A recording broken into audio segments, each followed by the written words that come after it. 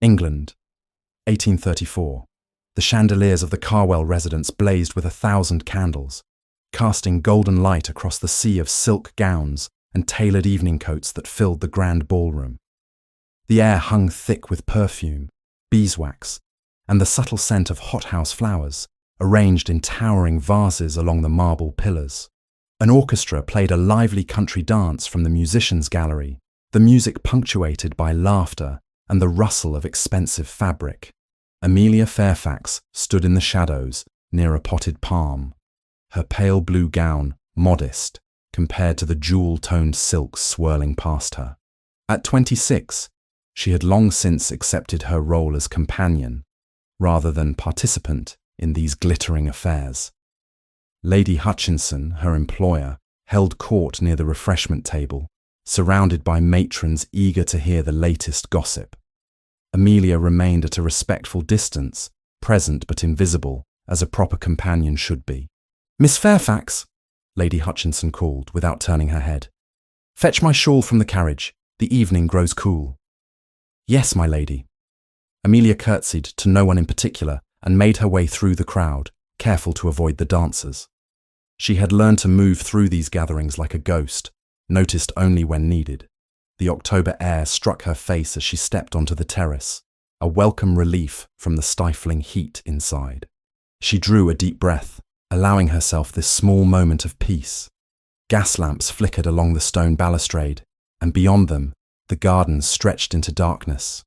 The sounds of the ball faded behind her, replaced by the whisper of wind through autumn leaves. She was about to descend the steps to the courtyard when voices drifted up from below. Male voices, speaking in urgent, hushed tones. Something in their manner made her pause.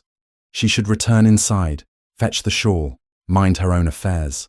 But curiosity, or perhaps instinct, rooted her feet to the terrace stones. 3 days, one voice said. The political dinner at Harrington House. He never misses those gatherings. Amelia moved closer to the balustrade, staying in the shadows cast by a marble column. Below, 3 figures stood partially concealed by an ornamental hedge. One she recognized immediately by his distinctive grey hair and imposing frame. Lord Edmund Carwell, their host this evening. "And you're certain the poison will be undetectable?" Edmund's voice carried clearly in the still air. "Tasteless, odourless," another man replied. "He'll be dead before dawn, and the physicians will call it heart failure. The Duke of Westonshire has no heir. The title passes to you." Amelia's hand flew to her mouth, stifling a gasp. The Duke of Westonshire. She knew of him by reputation only, a wealthy and powerful man who rarely appeared at social events. And these men were plotting to murder him. "What of the wine?" Edmund asked. "Can you access the dining room beforehand?" "I have a man among the servants at Harrington House," the third conspirator answered. "He'll ensure the Duke's glass is properly prepared. No one will suspect anything until it's far too late." "Good." Edmund's satisfaction was audible. "My creditors have become unbearably persistent. Once I inherit, those problems will disappear, along with my dear cousin." They laughed, low and ugly, and Amelia felt ice spread through her veins. She needed to leave, to get back inside before they noticed her. But as she stepped backward, her heel caught on the hem of her gown.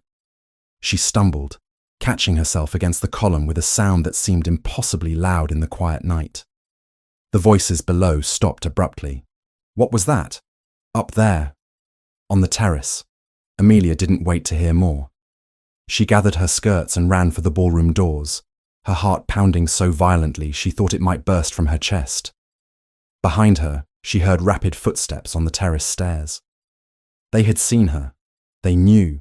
She burst into the ballroom, drawing startled looks from nearby guests. Where could she go? Lady Hutchinson would be no help. The woman cared only for her own comfort and reputation. Amelia glanced over her shoulder and saw Edmund's face appear in the doorway, his expression thunderous.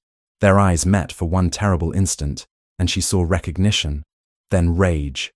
She pushed through the crowd, no longer caring about decorum. She had to escape, had to warn someone, had to do something. The front entrance seemed impossibly far away. A hand grabbed at her arm, but she twisted free, her breath coming in ragged gasps. Stop her! Edmund's voice rang out behind her. That woman is unwell. Someone stop her before she hurts herself. But the crush of guests and their confusion gave her precious seconds. She reached the entrance hall and flew down the front steps into the London night. The street stretched before her, dark and empty. Most guests had arrived hours ago, and few carriages waited outside. She ran. Her slippers, designed for dancing rather than fleeing for her life, slipped on the cobblestones. Behind her, shouts echoed from the Carwell residents. They were following. Of course, they were following. She was the only witness to their conspiracy. Mayfair's elegant streets blurred around her. Gas lamps cast pools of yellow light that did nothing to ease the shadows between. Her lungs burned, her legs screamed in protest, but terror drove her forward. She turned a corner, then another, losing track of direction. All that mattered was distance. A stitch formed in her side, sharp and insistent. She couldn't run much longer. The footsteps behind her were growing louder. 2 men at least, perhaps 3. She risked a glance backward and saw dark figures rounding the corner she had just passed. "Please," she whispered to the empty street. "Please, someone help me." As if in answer, a carriage appeared ahead, pulling to a stop before a large townhouse. The door bore a crest she didn't recognize, but she had no choice. She ran toward it with the last of her strength, her vision narrowing to that single point of possible salvation. A man stepped down from the carriage, tall and imposing in his dark evening coat. He turned at the sound of her approach, and in the lamplight she saw a face both handsome and severe, with dark hair and eyes that seemed to take in everything at once. She didn't think. She simply threw herself forward, grasping at his coat with trembling hands. "They're coming!" she gasped, the words tumbling out between ragged breaths. "Hide me, please! They'll kill me! They'll kill you too! Please, Your Grace, please help me!" The man's eyes widened slightly. "Your Grace!" He caught her arms, steadying her before she collapsed. "Madam, I believe you have me confused with someone else." "No." She shook her head desperately, looking back toward the sound of pursuing footsteps. "The Duke of Westonshire. You're in danger. We both are. Please, they're coming." His expression shifted from confusion to sharp alertness. He followed her gaze down the street, where 3 figures had just come into view, slowing as they saw her in the lamplight. "Inside," he said quietly, his tone allowing no argument. "Quickly now." He guided her up the steps with one hand at her back, his other reaching for the door. A butler appeared immediately, his eyes widening at the sight of his master returning with a dishevelled, breathless young woman. "Harrison, these gentlemen approaching will likely inquire after this lady," the Duke said, his voice calm despite the extraordinary circumstances. "You have not seen her. No one matching her description has entered this house. Am I clear?" "Perfectly clear, Your Grace." The butler's face remained impressively neutral. The Duke led Amelia through a marble entrance hall and into a study lined with books. He closed the door behind them and guided her to a chair near the fireplace. "Sit before you fall, and then you will explain to me why you know my name, why you claim we are both in mortal danger, and why 3 men are currently standing outside my house, trying to appear as though they aren't looking for someone." Amelia sank into the chair, her whole body shaking. Through the window, she could see the 3 figures lingering on the street corner, pretending to examine something of interest while clearly watching the house. "My name is Amelia Fairfax," she began, her voice still unsteady.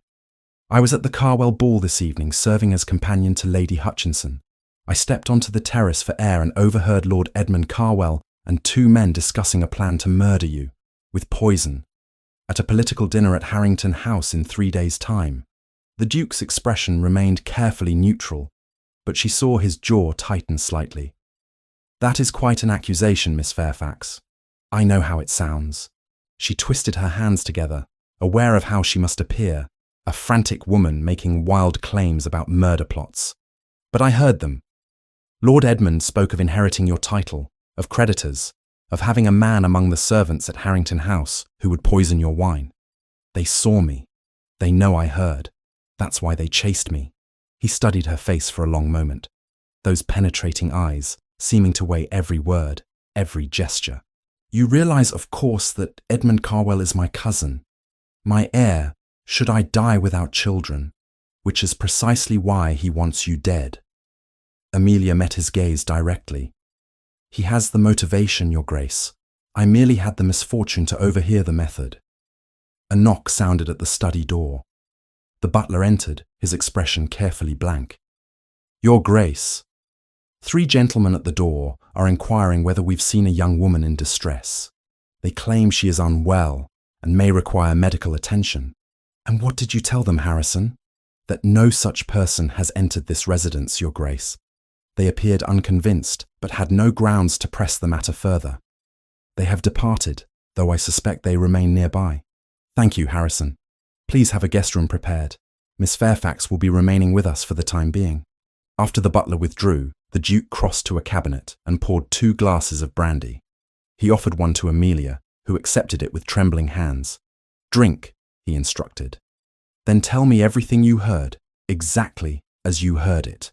Leave nothing out, no matter how insignificant it may seem. Amelia took a sip of the brandy, welcoming its warmth. Then she began again, recounting every word of the conversation she had overheard, every detail she could remember. The Duke listened without interruption, his expression growing grimmer with each sentence. When she finished, silence filled the study, broken only by the ticking of a clock on the mantel.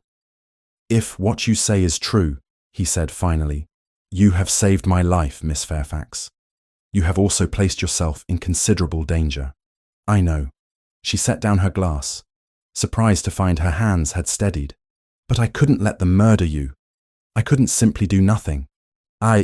Something shifted in his expression, a flash of what might have been respect. No, I suppose you couldn't. Very well, Miss Fairfax. Until we determine the truth of these allegations and the extent of the danger, you will remain here under my protection. I will investigate my cousin's claims and activities, and we will discover whether you are a remarkably brave woman or simply a remarkably convincing liar. I am not a liar, Your Grace. We shall see. He moved to the door, then paused. For your sake, Miss Fairfax, I hope you are telling the truth. Because if Edmund truly did plan my murder, and if he believes you can expose him, then you have made yourself a very dangerous enemy indeed. As he left her alone in the study, Amelia stared into the fire, her mind racing. What had she done? She had fled into the night, thrown herself at a stranger's mercy, and accused a lord of murder. There was no going back now. Lady Hutchinson would dismiss her, society would shun her, and if the Duke didn't believe her, she would have nothing. But when she closed her eyes, she saw Edmund Carwell's face in the lamplight, heard his cold discussion of poison and inheritance. She had done the only thing she could. She had run toward a stranger in the dark, and now her fate rested entirely in his hands. The morning light filtered through heavy velvet curtains, casting soft shadows across the guest room where Amelia had spent a restless night. She had barely slept, every creak of the house making her start, every distant sound potentially heralding disaster. When a maid arrived with hot water and fresh clothing, Amelia accepted both gratefully, though she wondered where the garments had come from. They fit reasonably well, simple but well made, and she tried not to think about their previous owner. By the time she descended to the breakfast room, the Duke was already there, reading correspondence over his morning coffee. He rose when she entered, gesturing to the chair opposite his. Good morning, Miss Fairfax. I trust you slept adequately despite the circumstances. As well as could be expected, Your Grace. She took the offered seat, accepting tea from a footman whose expression revealed nothing of what he thought about this unusual guest. Christopher Vale set aside his letters and regarded her with those penetrating green eyes. In daylight, she could see him more clearly. He was perhaps 32, with dark hair that fell slightly across his forehead, and features that might have been carved from granite for all the emotion they revealed. Yet there was something about him that suggested depths beneath that controlled exterior. I have sent word to my solicitor, Mr. Morrison, he said without preamble. He will arrive within the hour. I wish him to hear your account firsthand and advise me on how best to proceed. Of course. Amelia's fingers trembled slightly as she lifted her teacup. Your Grace, about Lady Hutchinson. She will be expecting me to return this morning. When I don't appear, a message has already been sent, explaining that you have taken ill and are being cared for by a charitable household. It was vague enough to be proper, specific enough to discourage inquiries. Relief flooded through her. Thank you. That was thoughtful. It was practical, he corrected, though not unkindly. If Edmund believes you have disappeared without explanation, he may grow reckless in his search. Better to provide a plausible explanation for your absence. Mr. Morrison arrived shortly after breakfast, a distinguished man of perhaps 50, with silver hair and sharp, intelligent eyes. He listened to Amelia's account with the same grave attention the Duke had shown, occasionally asking questions to clarify details. The timeline troubles me, Morrison said when she finished. 3 days until the political dinner. That gives us little time to investigate Lord Edmund's finances and associations. Then we begin immediately. Christopher rose, moving to his desk where he withdrew paper and pen. I want to know everything about my cousin's debts, who he owes, how much, and how desperate he has become. Discreetly, Morrison. Edmund must not know we're investigating. Understood, Your Grace. And the dinner at Harrington House. I will decline the invitation. Sudden illness, pressing estate matters, whatever excuse seems least suspicious. After Morrison departed to begin his inquiries, an awkward silence settled over the study. Amelia remained in her chair, uncertain of her role in this household that had so unexpectedly become her refuge. Tell me about yourself, Miss Fairfax, Christopher said finally, settling into the chair opposite hers. If we are to share this house while the matter is resolved, we might as well become acquainted. The request surprised her. She had expected to be kept hidden away, not invited into conversation with a duke. There is little enough to tell, Your Grace. I am the daughter of Viscount Fairfax, though my father died 3 years ago. His debts were considerable, and what remained of the estate went to pay his creditors. I had no family willing to take me in, so I accepted the position as Lady Hutchinson's companion. That must have been difficult, to fall from your station so suddenly. It was humbling, she admitted. But I learned that dignity is not dependent on circumstances. One can maintain one's principles regardless of position. Something flickered in his expression, though she couldn't name it. A mature philosophy for one so young. How old are you, Miss Fairfax? 26, Your Grace. You speak as though you were 60. But there was no mockery in his tone, only observation. What became of your mother? She died when I was 14. Fever took her within a week. My father never recovered from the loss. I think that is when his gambling truly began. As if he could wager away his grief, along with his fortune. They sat in silence for a moment, the only sound the ticking of the mantel clock. Then Christopher rose and moved to the bookshelves that lined the walls. Do you read, Miss Fairfax? When I can. Lady Hutchinson's library was limited, but I borrowed what I could from lending libraries. He selected a volume and handed it to her. You may find this diverting while you remain here. Consider my library at your disposal. I find I have little patience for guests who cannot occupy themselves productively. The book was a collection of essays by Samuel Johnson. Amelia accepted it with genuine pleasure. Thank you, Your Grace. This is most generous. It is practical, he said again, but she thought she detected the ghost of a smile. Bored guests become troublesome guests. The days that followed fell into an unexpected rhythm. Morrison returned regularly with information gleaned from his inquiries. Christopher had been correct about Edmund's financial situation. His cousin owed staggering sums to various creditors, including several of London's more dangerous moneylenders. The picture that emerged was of a man drowning in debt, growing increasingly desperate as his lenders lost patience. He was seen last week in the company of known criminals, Morrison reported on the third morning. Men who would think nothing of arranging an accident for the right price. Could they be the men Miss Fairfax saw with him? Christopher asked. Possibly. I have descriptions that might match, though nothing conclusive. While the men conducted their investigation, Amelia found herself drawn into unexpected conversations with the Duke.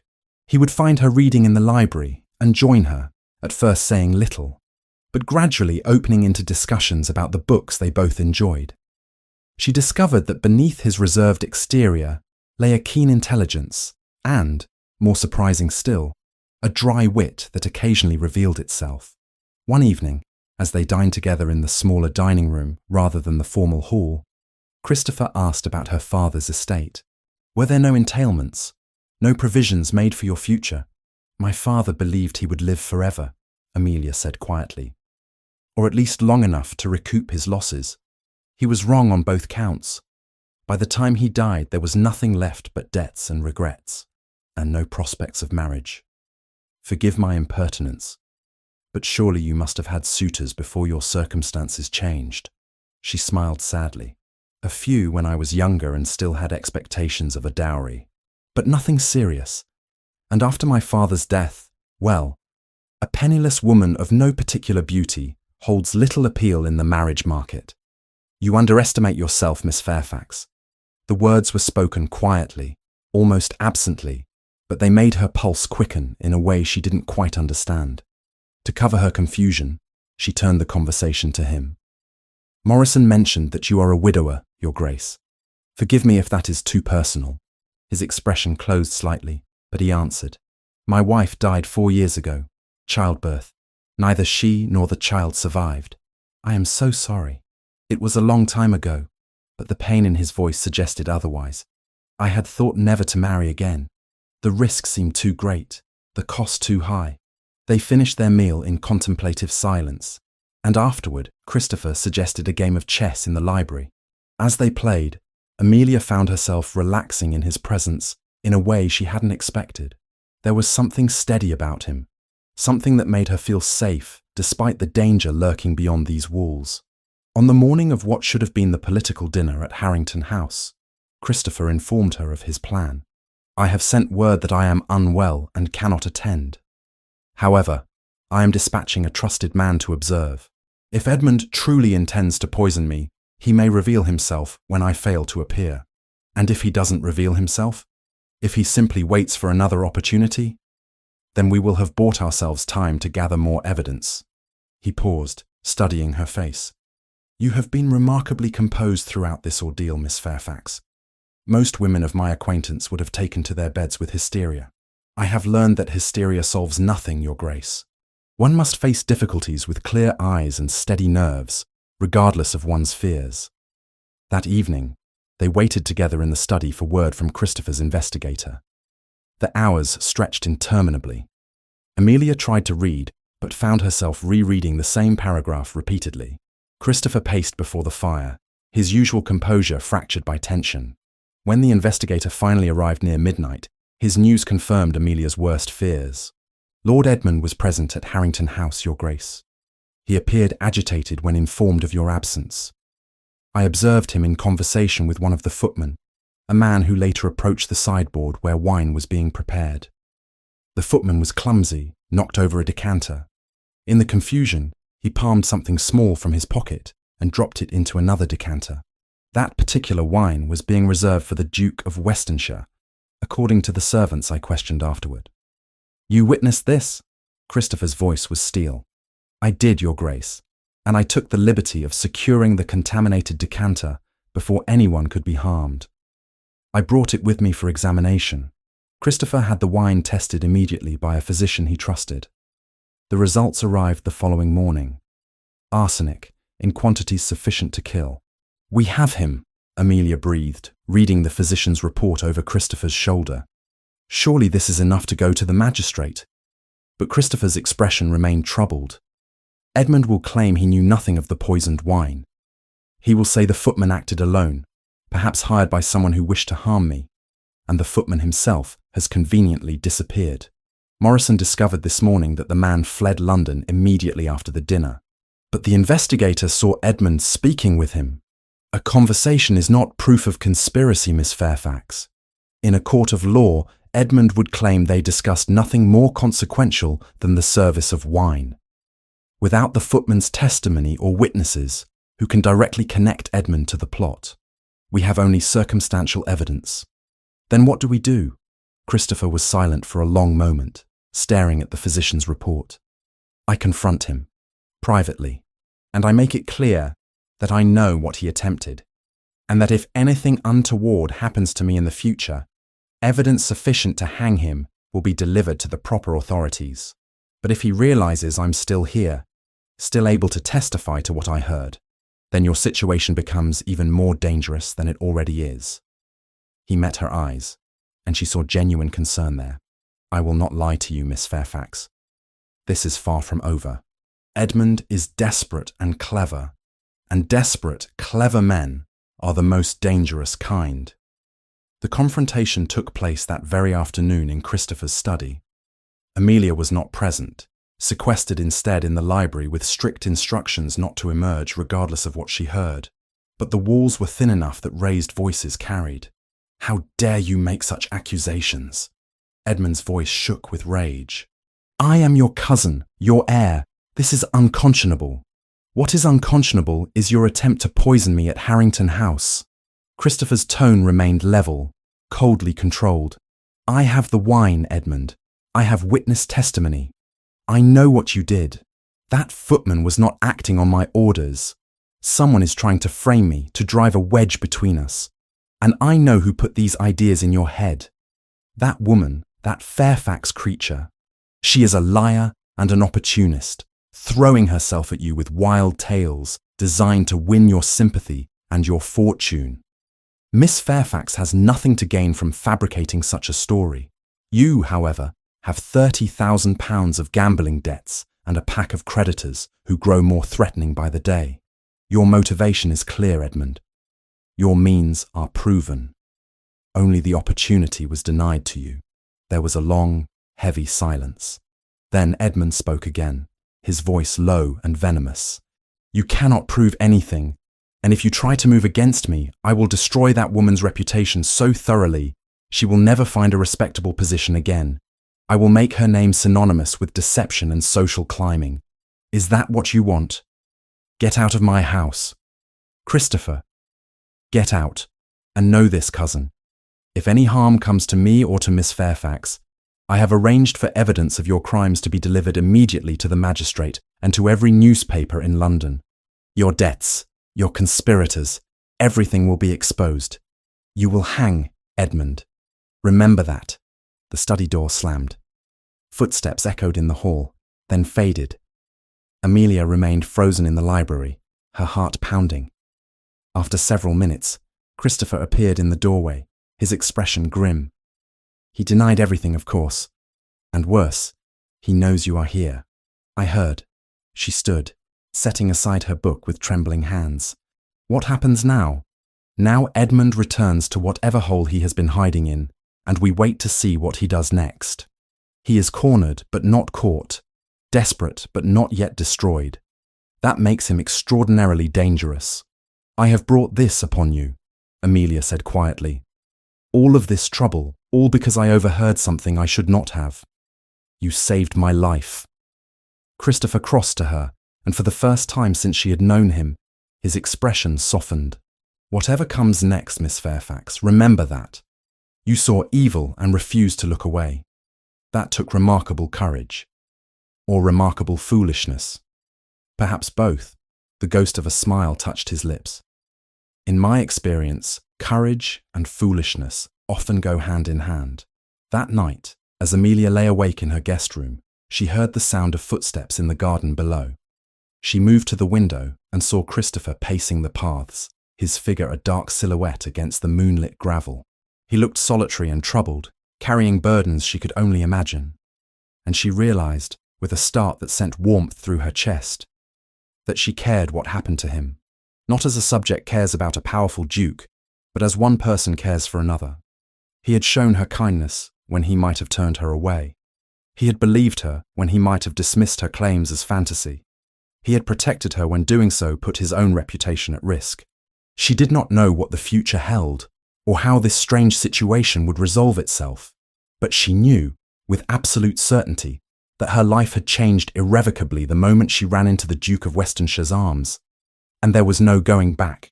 The rumours began within 2 days of Edmund's departure from the Duke's residence. They spread through London society like wildfire through dry grass, whispered behind fans at the opera, murmured over tea in elegant drawing rooms, discussed with barely concealed glee at every social gathering. Miss Amelia Fairfax, the impoverished daughter of the late Viscount Fairfax, had become the Duke of Westonshire's mistress.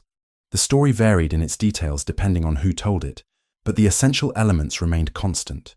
A desperate woman had thrown herself at a wealthy duke, and he, being a man, had taken advantage of what was so freely offered. Amelia learned of the gossip through a curt letter from Lady Hutchinson, delivered on the 5th morning of her stay at the Duke's residence. She read it alone in the breakfast room, her hands steady even as her heart constricted with each cruel line. "My dear Miss Fairfax, it has come to my attention that you have been residing unchaperoned at the home of the Duke of Westonshire. Whatever illness you claimed to be suffering from clearly did not require such unorthodox accommodations. Your reputation is now so thoroughly compromised that I cannot, in good conscience, continue your employment. A woman who would engage in such behaviour is not fit to serve as companion to any respectable lady. I trust you understand that this dismissal is effective immediately. Your belongings will be sent to whatever address you provide. I remain, though I can hardly claim it with sincerity, yours in disappointment, Lady Helena Hutchinson."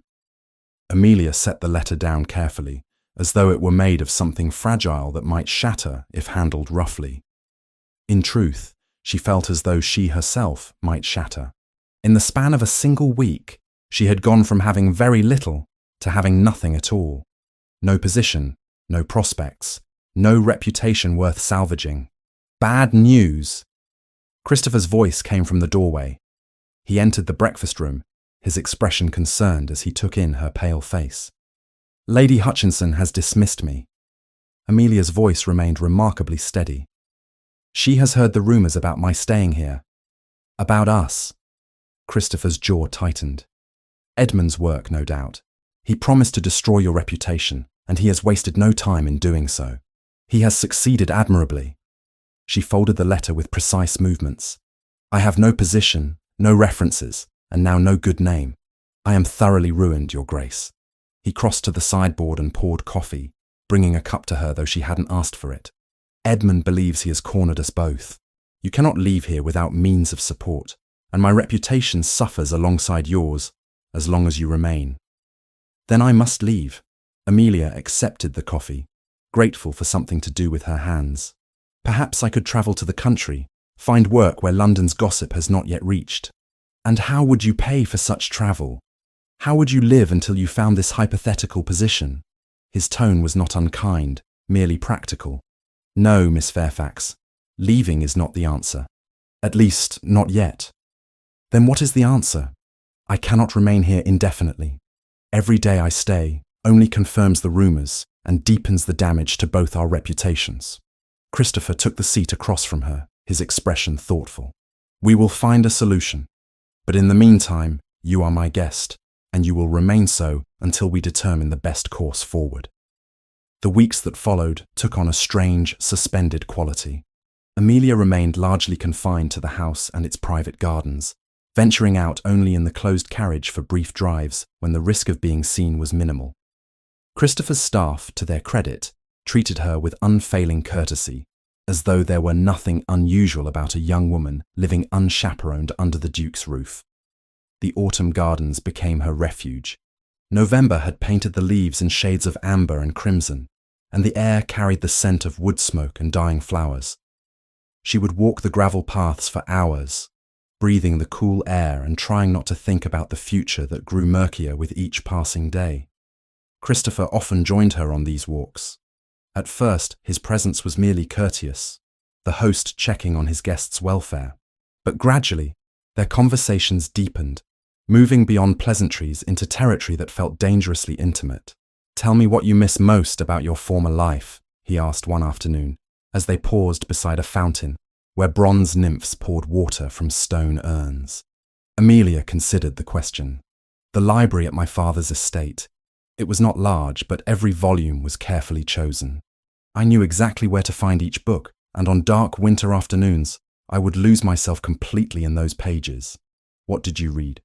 "Everything. History, poetry, philosophy." "My father encouraged my education, even when others suggested it was unnecessary for a woman. He believed knowledge was never wasted, regardless of one's station or gender. Christopher nodded slowly.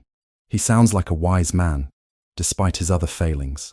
He was complex, Amelia said quietly, capable of great insight and terrible judgment in equal measure. I loved him desperately, even as I watched him destroy everything we had. They continued walking, their steps synchronized on the gravel. Christopher's hands were clasped behind his back, his profile serious in the fading afternoon light.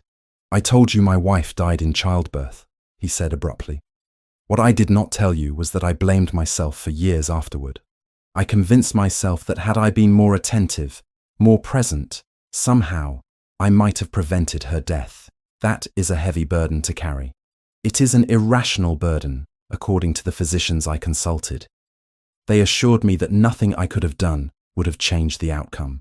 But guilt is not a rational thing, Miss Fairfax. It persists regardless of logic. She looked at him carefully, seeing the pain beneath his controlled exterior. Is that why you have remained unmarried? Because you fear history repeating itself? Partly. And partly because I have never met a woman whose company I found sufficiently compelling to risk that pain again. He paused, then added with careful emphasis, until recently. The words hung between them, weighted with meaning Amelia dared not examine too closely. She felt heat rise in her cheeks and was grateful for the dimming light that might hide her reaction. Their evenings were spent in the library, a vast room lined floor to ceiling with leather-bound volumes.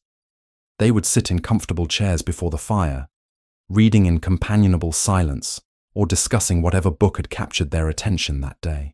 Have you read Wordsworth? Christopher asked one evening, holding up a slim volume. Some of his work. I found Tintern Abbey particularly moving. Then you will appreciate this. He read aloud, his voice transforming the familiar words into something new. Nature never did betray the heart that loved her. Do you believe that? Amelia asked when he finished. That nature offers a kind of moral truth that society does not. I believe that in the natural world, things are what they are without pretense or deception. A storm does not pretend to be sunshine. A winter does not masquerade as spring. There is honesty in that simplicity. Whereas in society, everything is performance and illusion. Exactly. He set the book aside. You understand that better than most, I think. You have lived on both sides of society's arbitrary lines, seen how quickly circumstances can transform one's position. Their chess games became a regular evening ritual. Christopher proved to be a formidable opponent, thinking several moves ahead and exploiting weaknesses in Amelia's defenses with ruthless efficiency. You play aggressively, she observed one evening after he captured her queen. Most gentlemen allow ladies to win occasionally. I am not most gentlemen, Miss Fairfax, and you strike me as someone who would find false gallantry insulting rather than flattering. You are correct. She studied the board, looking for some way to salvage her position. Though a small measure of mercy might not go amiss. Mercy has no place in chess, or in life, unfortunately. He moved his rook, placing her king in an inescapable position. Checkmate. Amelia laughed despite her defeat. You are a ruthless opponent, Your Grace. And you are a gracious loser, which is a far rarer quality. Something warm flickered in his expression. We shall play again tomorrow. Perhaps you will develop a more defensive strategy. Perhaps you will become overconfident and make a fatal error. I look forward to discovering which prediction proves accurate. Despite the growing ease between them, the situation outside the Duke's walls continued to deteriorate. Edmund's campaign of destruction proved methodical and effective. He spread rumours not only about Amelia's relationship with Christopher, but also about her character and past, inventing indiscretions that had never occurred and attributing to her a calculating nature that bore no resemblance to reality. The servants began reporting attempted bribes. A footman came to Christopher one morning with a disturbing tale. Begging your pardon, Your Grace, but a gentleman approached me yesterday while I was running errands. He offered me £50 to testify that I had witnessed improper behaviour between yourself and Miss Fairfax. Christopher's expression turned glacial. Did you recognise this gentleman? No, Your Grace, but he knew details about the household that suggested he was acting on instruction from someone familiar with our routines. Edmund, Amelia said quietly. She sat in the corner of the study where this conversation took place, her sewing forgotten in her lap. He is trying to manufacture evidence to support his rumours. Indeed. Christopher turned back to the footman. Did anyone else receive similar offers?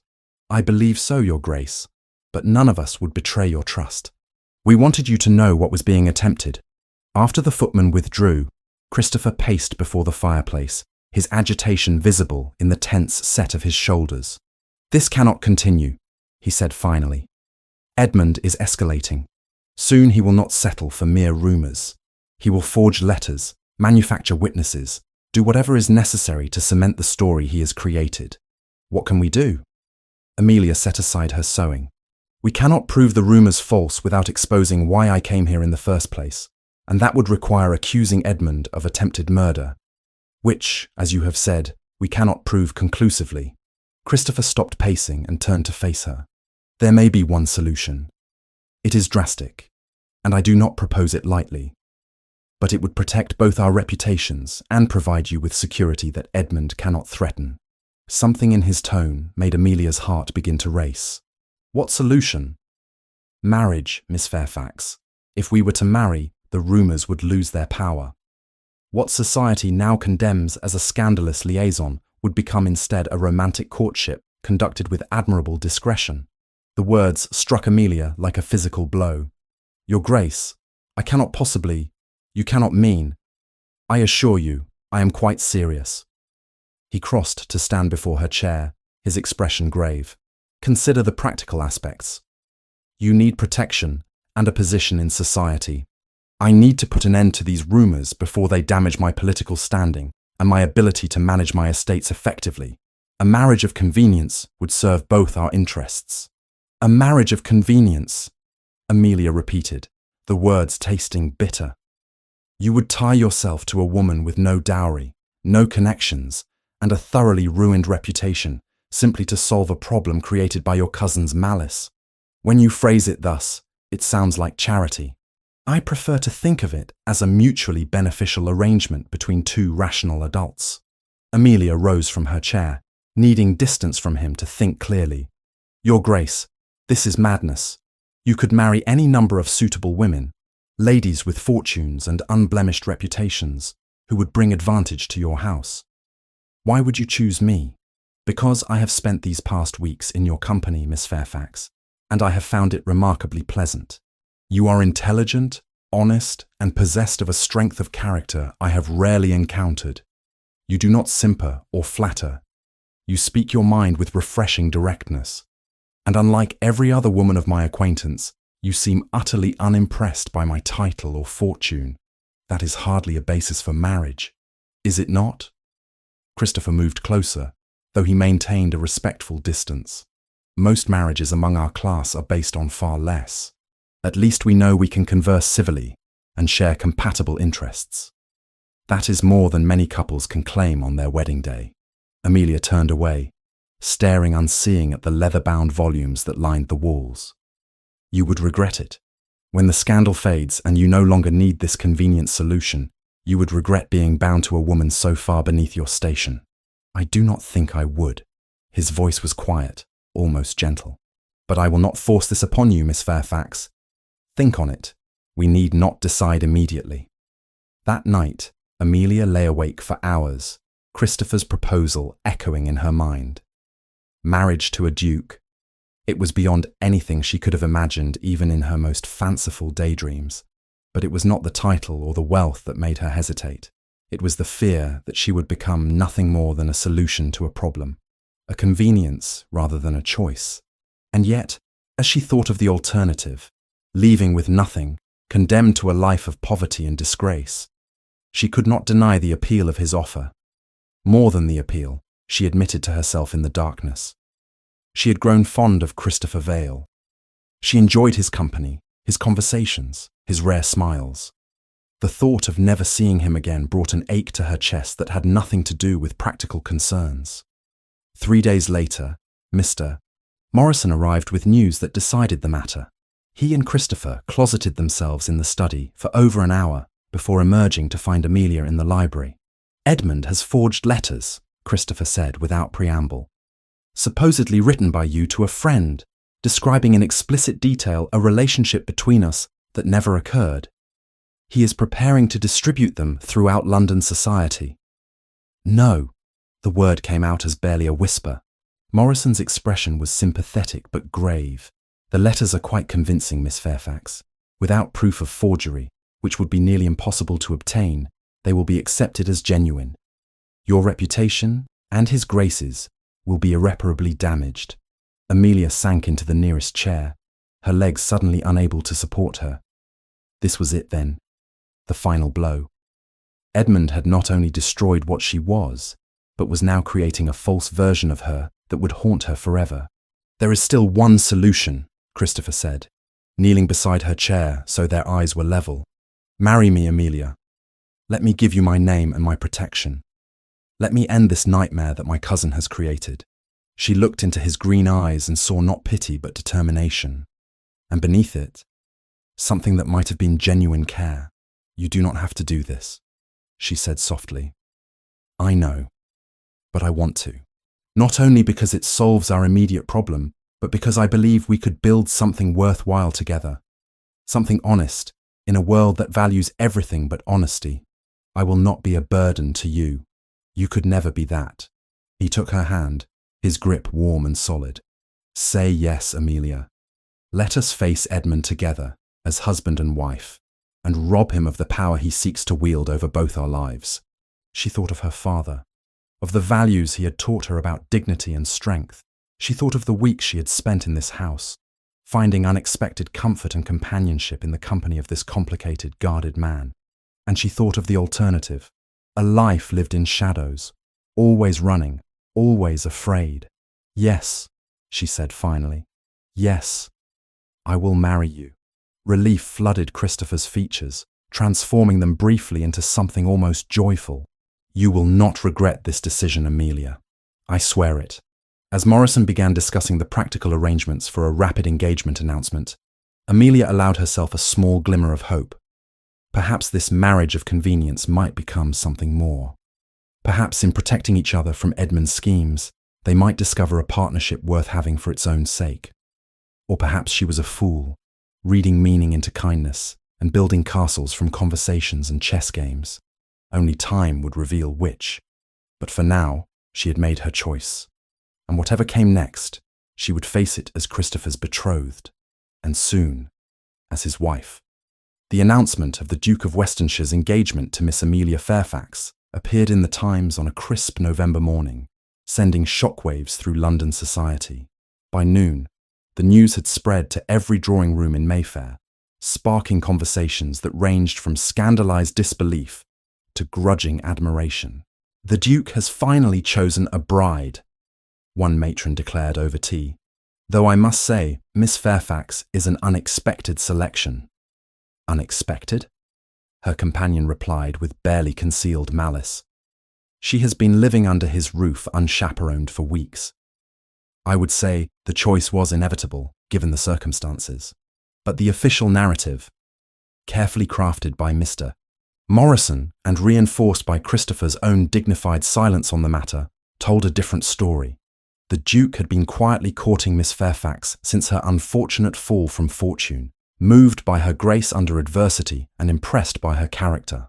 The recent weeks of residence at his home had been conducted with the utmost propriety, with full staff in attendance and his grandmother acting as unofficial chaperone from her nearby dower house. It was a fiction, but a plausible one, and society, faced with a Duke's unassailable reputation and his clear intent to marry the woman in question, had little choice but to accept it. Edmund Carwell received the news in his cramped lodgings near Covent Garden, where he had retreated after his creditors made his previous residence untenable. He read the announcement 3 times, his face growing progressively darker with each reading. He is making her a duchess, Edmund said to the empty room, his voice shaking with rage. That scheming woman has played him perfectly, and now she will have everything. The title, the fortune, the protection of his name. He crumpled the newspaper in his fist, then smoothed it out again with trembling fingers. His plan had failed. Worse than failed. It had driven Christopher directly into the arms of the one person who could testify against him. Once Amelia became the Duchess of Westonshire, she would be untouchable, her word carrying the weight of her husband's power and position. Unless, Edmund thought, she never lived to take those vows.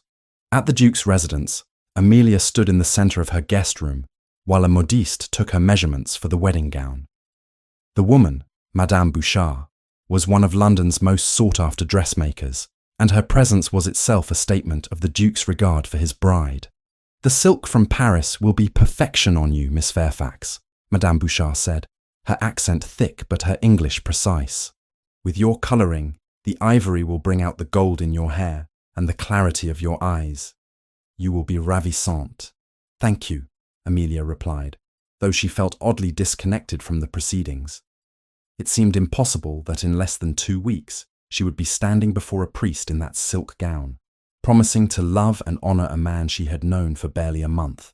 After the modiste departed with her measurements and a substantial deposit, Charlotte, Christopher's grandmother, arrived for tea. The Dowager Duchess was a formidable woman of 70, with silver hair arranged in an elegant style and blue eyes that missed nothing. "So," she said without preamble once they were alone in the sitting room, "you are to be my grandson's wife. Tell me, child, do you love him?" The directness of the question startled Amelia into honesty. "I do not know him well enough to claim love, Your Grace, but I respect him greatly, and I find his company agreeable. I hope that affection might grow with time. An honest answer, at least." The Dowager sipped her tea thoughtfully. "Christopher has been alone too long, haunted by ghosts and buried in duty. His first marriage was arranged by his father, a cold union that produced more misery than joy. When she died, I think part of him was relieved, though he would never admit it.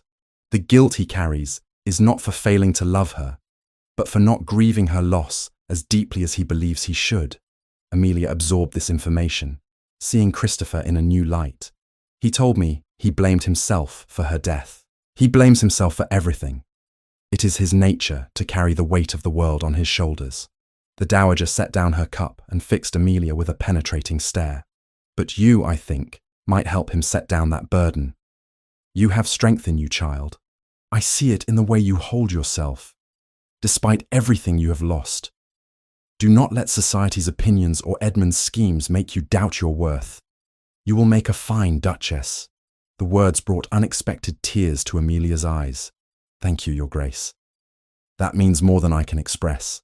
Over the following days, Amelia saw Christopher more frequently as they navigated the preparations for their wedding. He took her to meet his solicitor to review the marriage settlements, which proved breathtakingly generous. She would have her own income, substantial enough to maintain independence, and properties that would remain hers regardless of what happened to their marriage. "You are being far too generous," she protested after reading the documents. "I am being fair," Christopher corrected. "You are entering this marriage with nothing through no fault of your own. These provisions simply restore what fate and circumstance took from you." One evening, as they dined together in the smaller dining room that had become their regular meeting place, Christopher spoke more candidly about his first marriage than he had before. "Caroline was 17 when we married," he said, staring into his wineglass. "I was 23, and convinced I knew what marriage should be. We barely knew each other, had met perhaps 5 times before the wedding. My father arranged it because her dowry was substantial and her family connections useful." "Did you come to care for her?" Amelia asked gently. "I tried. She was sweet-natured but fragile, both physically and emotionally. She cried easily, took to her bed frequently with nervous complaints. I did not know how to reach her, how to bridge the distance between us. And then she conceived, and I thought perhaps the child would give us common ground, something to build a real partnership around." His voice dropped. "Instead, it killed her. 30 hours of labour, and in the end, neither she nor the baby survived. I stood outside that room and listened to her screaming, and I could do nothing. Nothing." Amelia reached across the table and took his hand. He did not pull away. "It was not your fault, Christopher. You could not have prevented what happened. My mind knows that. My heart has been slower to accept it. He turned his hand over, lacing his fingers through hers. But speaking with you these past weeks has helped. You listen without judgment, and you do not try to offer false comfort or empty platitudes. That is a rare gift. The intimacy of the moment stretched between them, charged with possibilities neither quite dared to name. Then Christopher withdrew his hand gently and returned to his dinner, the spell broken but not forgotten. Amelia, in turn, shared more about her father during a walk through the November gardens. The trees stood bare now, their branches black against a grey sky, and frost crunched beneath their feet. He was brilliant when he was sober, she said, her breath misting in the cold air.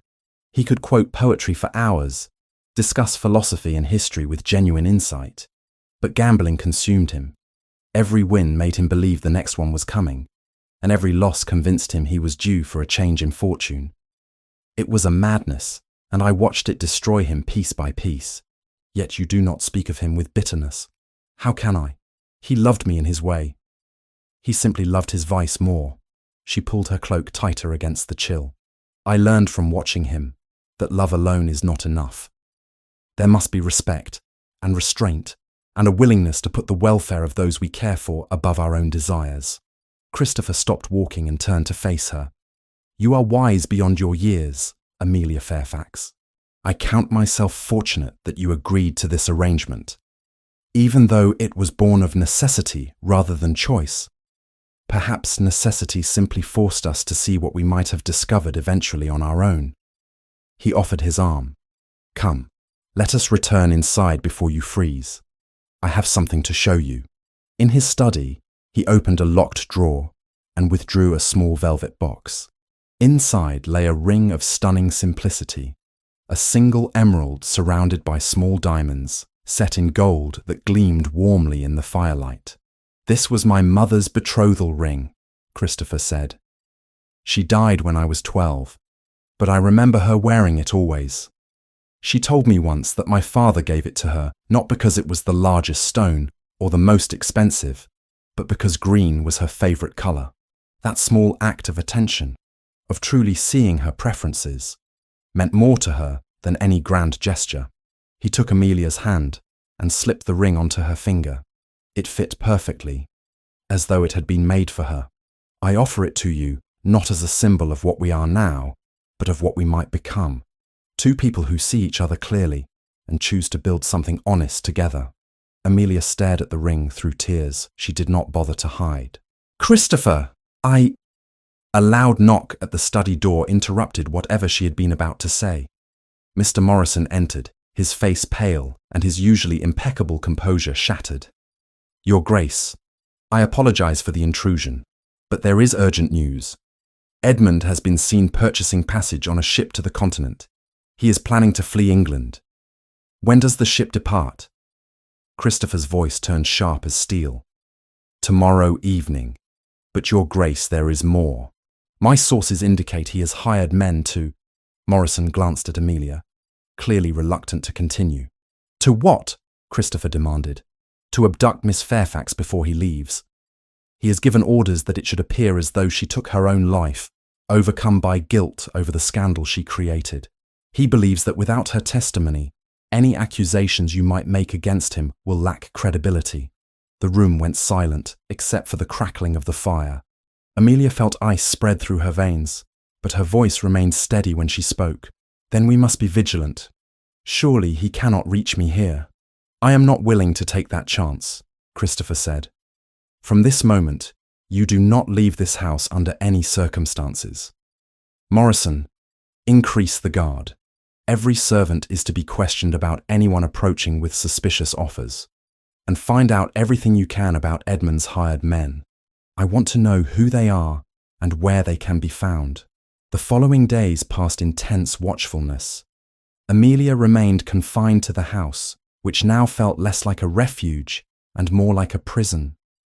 Christopher spent hours closeted with Morrison and with investigators, trying to identify Edmund's accomplices before they could act. On the morning that should have been routine, disaster struck. Amelia had requested permission to visit the modiste for a final fitting of her wedding gown. Christopher had been reluctant, But Madame Bouchard could not bring her entire workshop to the house, and the wedding was only 3 days away. They compromised.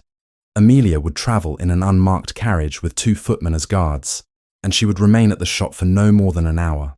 The fitting went smoothly. Madame Bouchard pronounced the gown perfect, requiring only minor adjustments to the hem. Amelia stood before the mirror, seeing herself transformed by ivory silk and delicate lace, and felt a flutter of genuine anticipation for the wedding ahead. That anticipation died the moment she stepped out of the shop. The 2 footmen who had accompanied her lay unconscious on the pavement. Before Amelia could scream, rough hands grabbed her from behind, and a cloth pressed over her mouth and nose, reeking of something chemical and sickly sweet. She struggled, her vision blurring, but her strength fled as quickly as consciousness. The last thing she heard before darkness claimed her was a gruff voice saying, "Got her. The boss will be pleased." She woke to cold and darkness, and the smell of rotting wood and river water. Her head throbbed, and her hands were bound behind her with rough rope that bit into her wrists. As her eyes adjusted, she made out the vague shapes of crates and barrels surrounding her. A warehouse, she realized, abandoned, judging by the decay and the complete absence of human activity beyond her captors. 2 men stood guard near a door through which weak daylight filtered.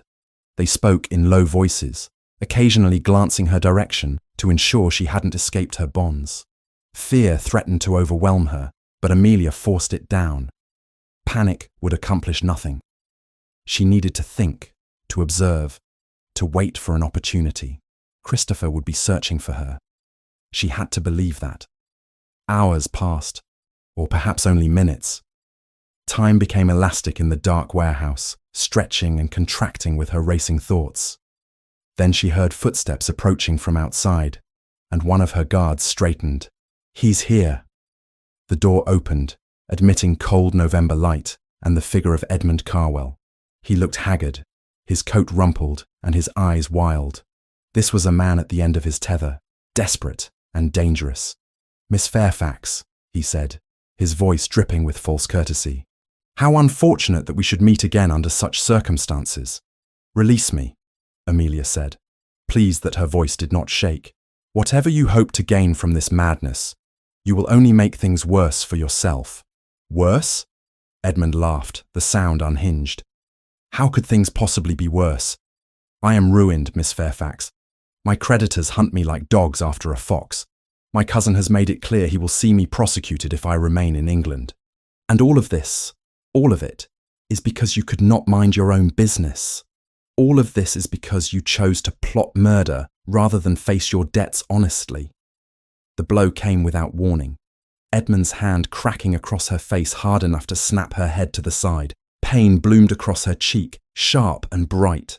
"Do not presume to lecture me on honesty," Edmund snarled.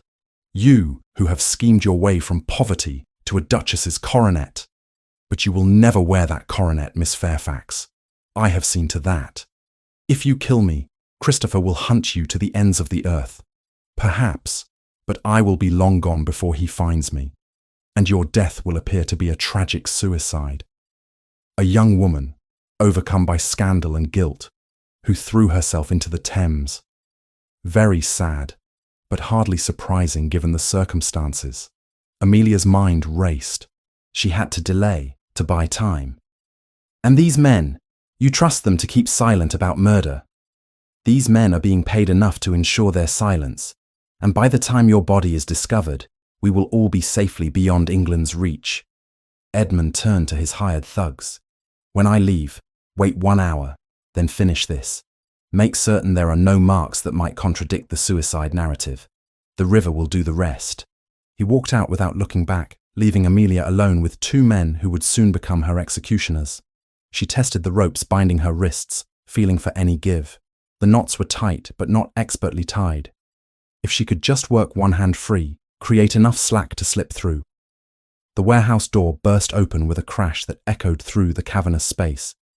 Christopher strode in, flanked by Morrison and 6 armed men, his face a mask of cold fury. "Step away from her," he commanded, his voice allowing no argument. The 2 guards reached for weapons, but Christopher's men were faster. In moments, both were disarmed and forced to their knees, their hands bound with efficient brutality. Christopher crossed to Amelia and began working at the ropes binding her wrists. His hands shook slightly as he freed her, betraying emotion his face refused to show. "Are you hurt?" he asked, his voice rough. "I am well enough." She rubbed, feeling back into her wrists, wincing at the rope burns. "Edmund was here. He is planning to flee to the continent tonight. I know. We have men watching every port. He will not escape." Christopher cupped her face gently, his thumb brushing the darkening bruise where Edmund had struck her.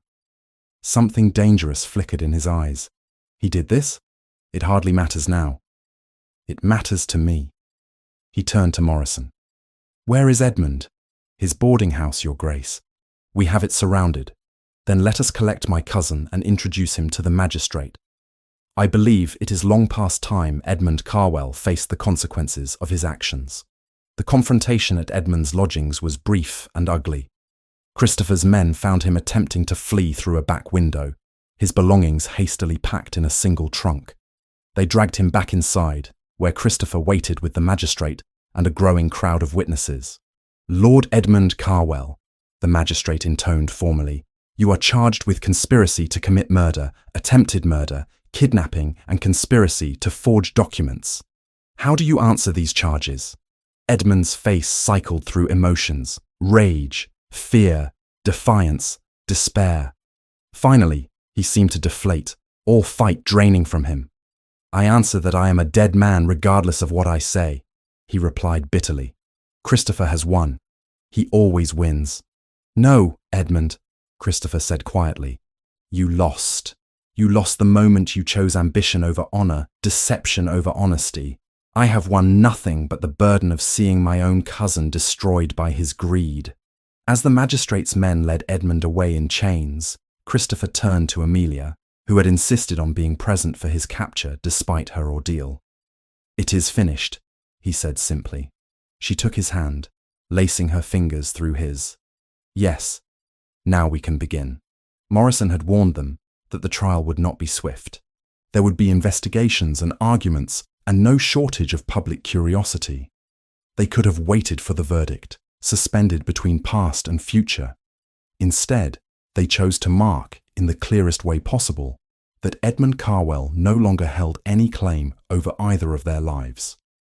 3 days later, as planned, Amelia Fairfax became the Duchess of Westonshire in a private ceremony at the chapel on Christopher's Kent estate. She wore the ivory silk gown that had nearly been her shroud, and on her finger gleamed the emerald ring that symbolized not what they were, but what they might become. As Christopher spoke his vows, his voice steady, and his eyes never leaving hers, Amelia realized that this marriage of necessity had transformed into something far more precious, a partnership built on honesty, respect, and the shared understanding of two people who had faced darkness together and chosen light. When the priest pronounced them husband and wife, Christopher kissed her gently, a promise rather than a claim, and Amelia kissed him back, no longer afraid of what the future might hold. They had survived Edmund's schemes. Together, they could survive anything. The January sky over Westonshire Park was a pale, brittle blue the morning Edmund Carwell was taken from London in irons. News of the verdict travelled faster than the prison wagon. By the time the heavy doors closed behind him at Newgate, every drawing room that mattered had heard that Lord Edmund, cousin to the Duke of Westonshire, had been convicted on all counts. The official notices listed the charges in cold, impersonal ink: conspiracy to commit murder, attempted murder by poison, kidnapping, and conspiracy to forge documents. For Amelia, the end came in fragments. Morrison's tight, controlled summary of the sentence, the distant clang of the prison bell when she and Christopher left the Old Bailey, the way Londoners stepped aside in the street to allow the Duke and his future Duchess to pass. People watched them with open curiosity now, not merely because of the scandal, but because they had stood in a court of law and faced down the man who had tried to destroy them. They returned to Westonshire Park that same day, the carriage wheels crunching over frozen gravel. The great house rose out of the winter landscape, familiar and solid, a place that had begun to feel less like a sanctuary borrowed on sufferance and more like a future she might dare to claim. The wedding was set for 1 week later. It was Christopher's decision to keep the ceremony small and private. There would be no London church overflowing with curious faces, no society crowd pressing in to watch. Instead, he chose the chapel that stood on a gentle rise behind the main house, its weathered stone walls bearing the marks of centuries. Inside, the air always smelled faintly of beeswax and old prayers.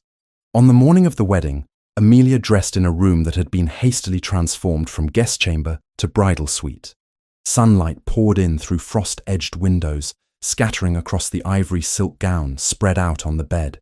Madame Bouchard had finished it despite the chaos of the past weeks. The fabric fell in clean, elegant lines, the lace at the neckline and sleeves delicate but not ostentatious. Her hair had been swept up and pinned with small sprays of winter greenery and white blossoms from the conservatory. When she looked in the mirror, Amelia hardly recognized herself. She had imagined many futures since her father's death, but never had she pictured this. A duchess about to walk down an aisle on the arm of no one at all, because there was no family left to give her away. A soft knock sounded at the door. Charlotte stepped in, resplendent in deep plum silk, her silver hair crowned with a simple cap. "There you are, child," she said, pausing to take Amelia in from head to toe. "Turn around."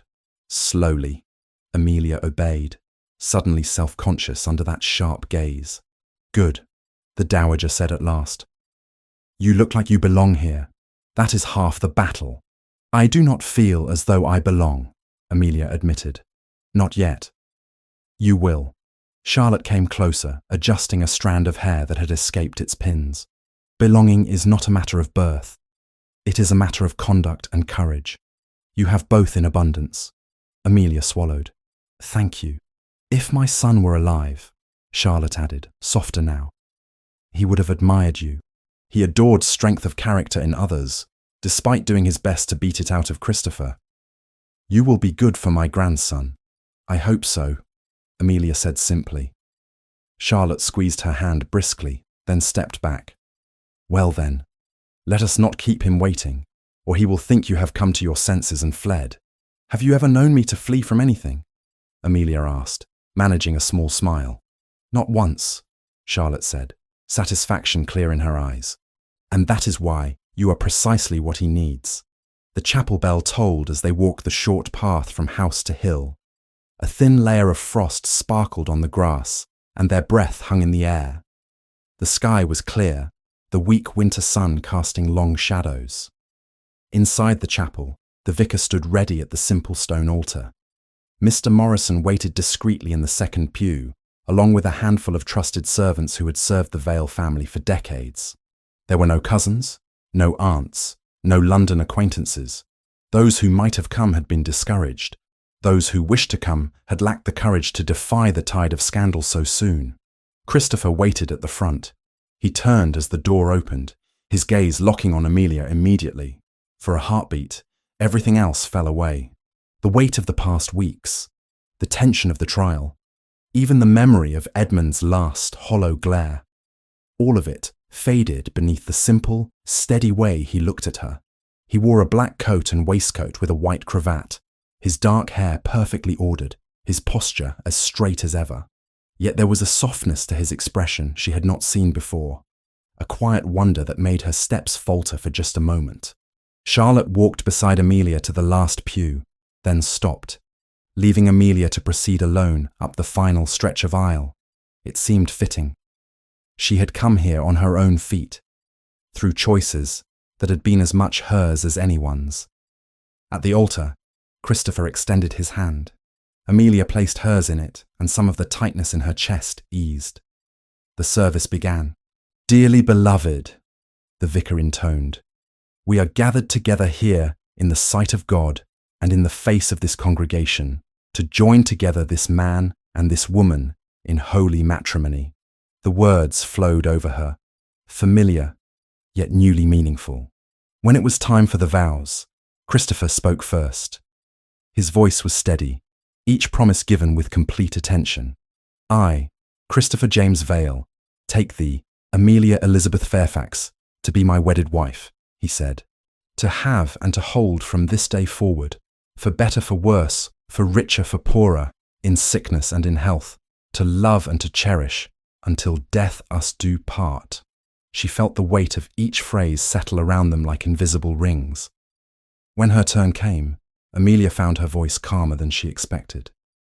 I, Amelia Elizabeth Fairfax, take thee, Christopher James Vale, to be my wedded husband, she repeated. To have and to hold from this day forward. She had thought, once, that speaking these words would feel like surrendering the last pieces of herself. Instead, they felt like an agreement freely made, a partnership entered with eyes as open as circumstances allowed. At the ring exchange, Christopher took the simple gold band from the vicar's hand.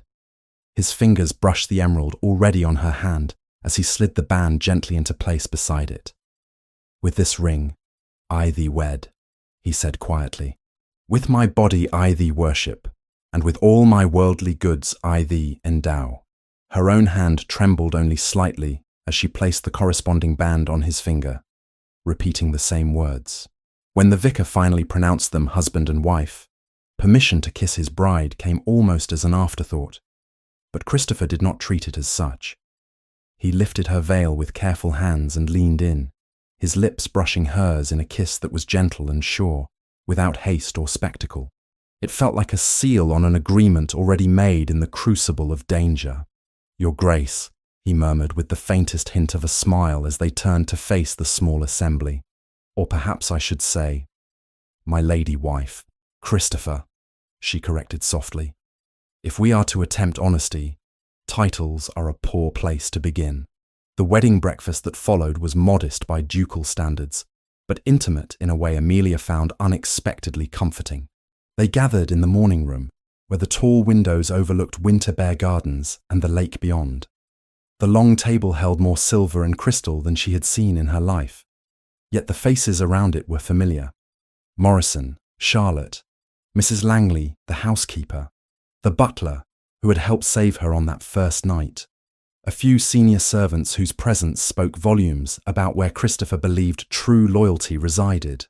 Toasts were raised, not the raucous, half-meaningless ones of large society weddings, but brief, heartfelt speeches. Morrison stood and cleared his throat.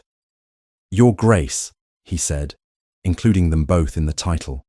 I have had the honour of serving the House of Westonshire for nearly 3 decades. I have seen its fortunes rise and fall, its members falter and redeem themselves. Today I am gladder than I can express to see this house gain not only a mistress, but a partner equal to any challenge it may face. To the Duke and Duchess. To the Duke and Duchess, the others echoed. Charlotte's toast came last. I will not pretend, she said, eyeing them both with a keen gaze, that this is the marriage I anticipated for my grandson. I imagined alliances, dowries, titles to match his. What he has instead is far better. He has a wife who stood between him and death when she might have run, a woman who did not crumple when her world fell apart, but remade herself from the pieces. You will make this house stronger, child. She lifted her glass. To courage, and to those who recognize it in each other. Later that afternoon, when the guests had retired and the house had quieted, Christopher took Amelia on a tour not of the public salons she already knew, but of the practical heart of Westonshire. Now that you are truly mistress here, he said, as they descended the back staircase, you should see more than the drawing rooms and dining tables.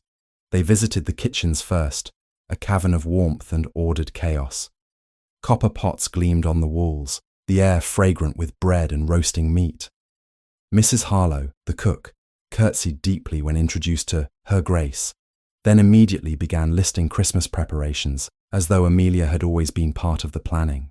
From the kitchens they moved to the still room, the laundry, the pantries where Mrs. Langley explained inventories and deliveries. Amelia listened attentively, making mental notes, asking questions that proved she understood more about the running of a house than her former circumstances might suggest.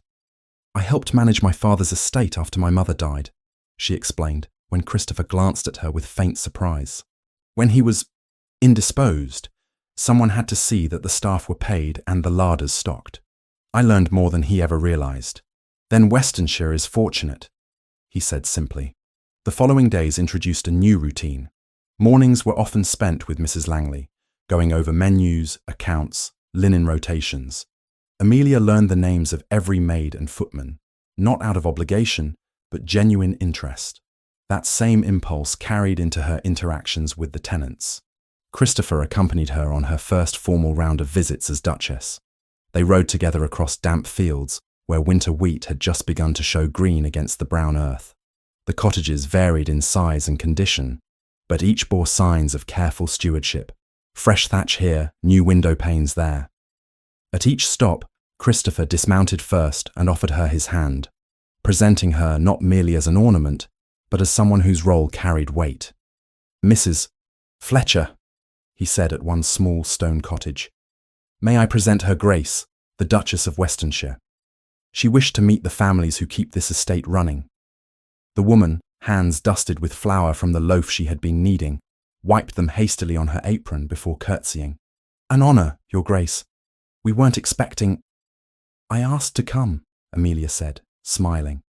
"I am learning my new duties, and those begin with understanding the people who live and work here." They spoke of the Fletchers' 3 children, one of whom was old enough to help with the ploughing, another bright girl who loved to read but had few books. Amelia took note of that, tucking it away among other observations that would later shape her proposal for a school. As weeks turned into months, winter began to loosen its hold. Snowdrops appeared in sheltered spots, then crocuses, then the first shy daffodils. With the changing season came a subtle easing in Amelia's posture. She no longer flinched when a servant addressed her as "Your Grace." The title began to feel less like a borrowed cloak and more like a mantle she could bear. Public life, however, remained cautious. Christopher accepted only a fraction of the invitations that poured in. When they did venture into society, it was on their terms. They attended a small dinner given by an old political ally of Christopher's, where the conversation revolved more around parliamentary bills than whispered scandal. At a musicale hosted by a country neighbour, Amelia's gracious reception and intelligent remarks about the performance did more to rehabilitate her image than any official notice could have done.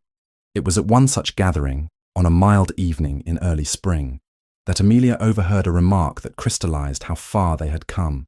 "I confess," a baroness murmured to her companion behind a fluttering fan, "I expected her to be either brazen or simpering. Instead, she conducts herself with more dignity than half the women born to such rank." "Well," the companion replied, "she had to earn what the rest of us were simply given. That leaves its mark." If the word stung at all, Amelia hid it well. Later, in their carriage home, she mentioned the exchange to Christopher with wry amusement rather than pain. "They are not entirely wrong," she said. "Having to earn something does indeed leave its mark." "Does it trouble you?" he asked. "It used to," she admitted. "Now, not as much. I would rather be known for how I conduct myself than for which title my father held." Their relationship deepened in the quieter moments that never reached gossip columns. Evenings by the library fire became a cherished ritual. They read aloud to each other, debated over history and politics, played chess with increasingly matched skill. On nights when duties or travel had kept them apart during the day, those hours felt like a homecoming within a home. Spring turned towards summer, and with it came a new kind of anticipation. Amelia missed her courses. At first, she attributed it to the disruption of travel to London and back, then to the stress of hosting guests. But as days stretched into weeks, the pattern became impossible to ignore. She stood one morning by the tall windows of her dressing room, looking out at the gardens now riotous with roses. Her hand rested lightly on her abdomen, where there was as yet no outward change. When she told Christopher that evening, his reaction was nothing like she had feared, and everything she had not dared to hope. "We are to have a child," she said simply, watching his face. For a moment, he simply stared, as though he had not understood the words. Then the meaning settled, and something raw and unguarded crossed his features. Joy warred with fear, both visible and equally powerful. "A child," he repeated. His voice was rough. "Are you certain?" The physician confirmed it this afternoon. He sank into the nearest chair as though his legs would no longer support his weight. Amelia moved to stand before him, her hand still resting on her stomach. "I know what this stirs up for you," she said quietly. "We do not have to pretend otherwise." He looked up at her, the past flickering in his eyes, the long-ago cries from behind a closed door, the silence that had followed. "I lost them both last time," he said. "I lost the woman and the child. I do not know if I can survive that again." "Then we will do everything in our power to prevent it happening again," she replied. "We will find the best physician. I will follow every instruction. And we will remember that this is not the same story. I am not Caroline. You are not the man you were then." His gaze dropped to her hand. Slowly, he covered it with his own. "Are you afraid?" he asked. "Yes," she answered honestly. "Of many things, but not of this child itself. Whatever comes, it is a part of us both, and I find that I want it very much." He exhaled, some of the tension easing from his shoulders. "So do I," he admitted. "More than I thought I ever would again." He rose, drew her into his arms, and held her as though she were the only fixed point in a world that had shifted under his feet more than once. Outside, the summer breeze carried the scent of roses through the open windows.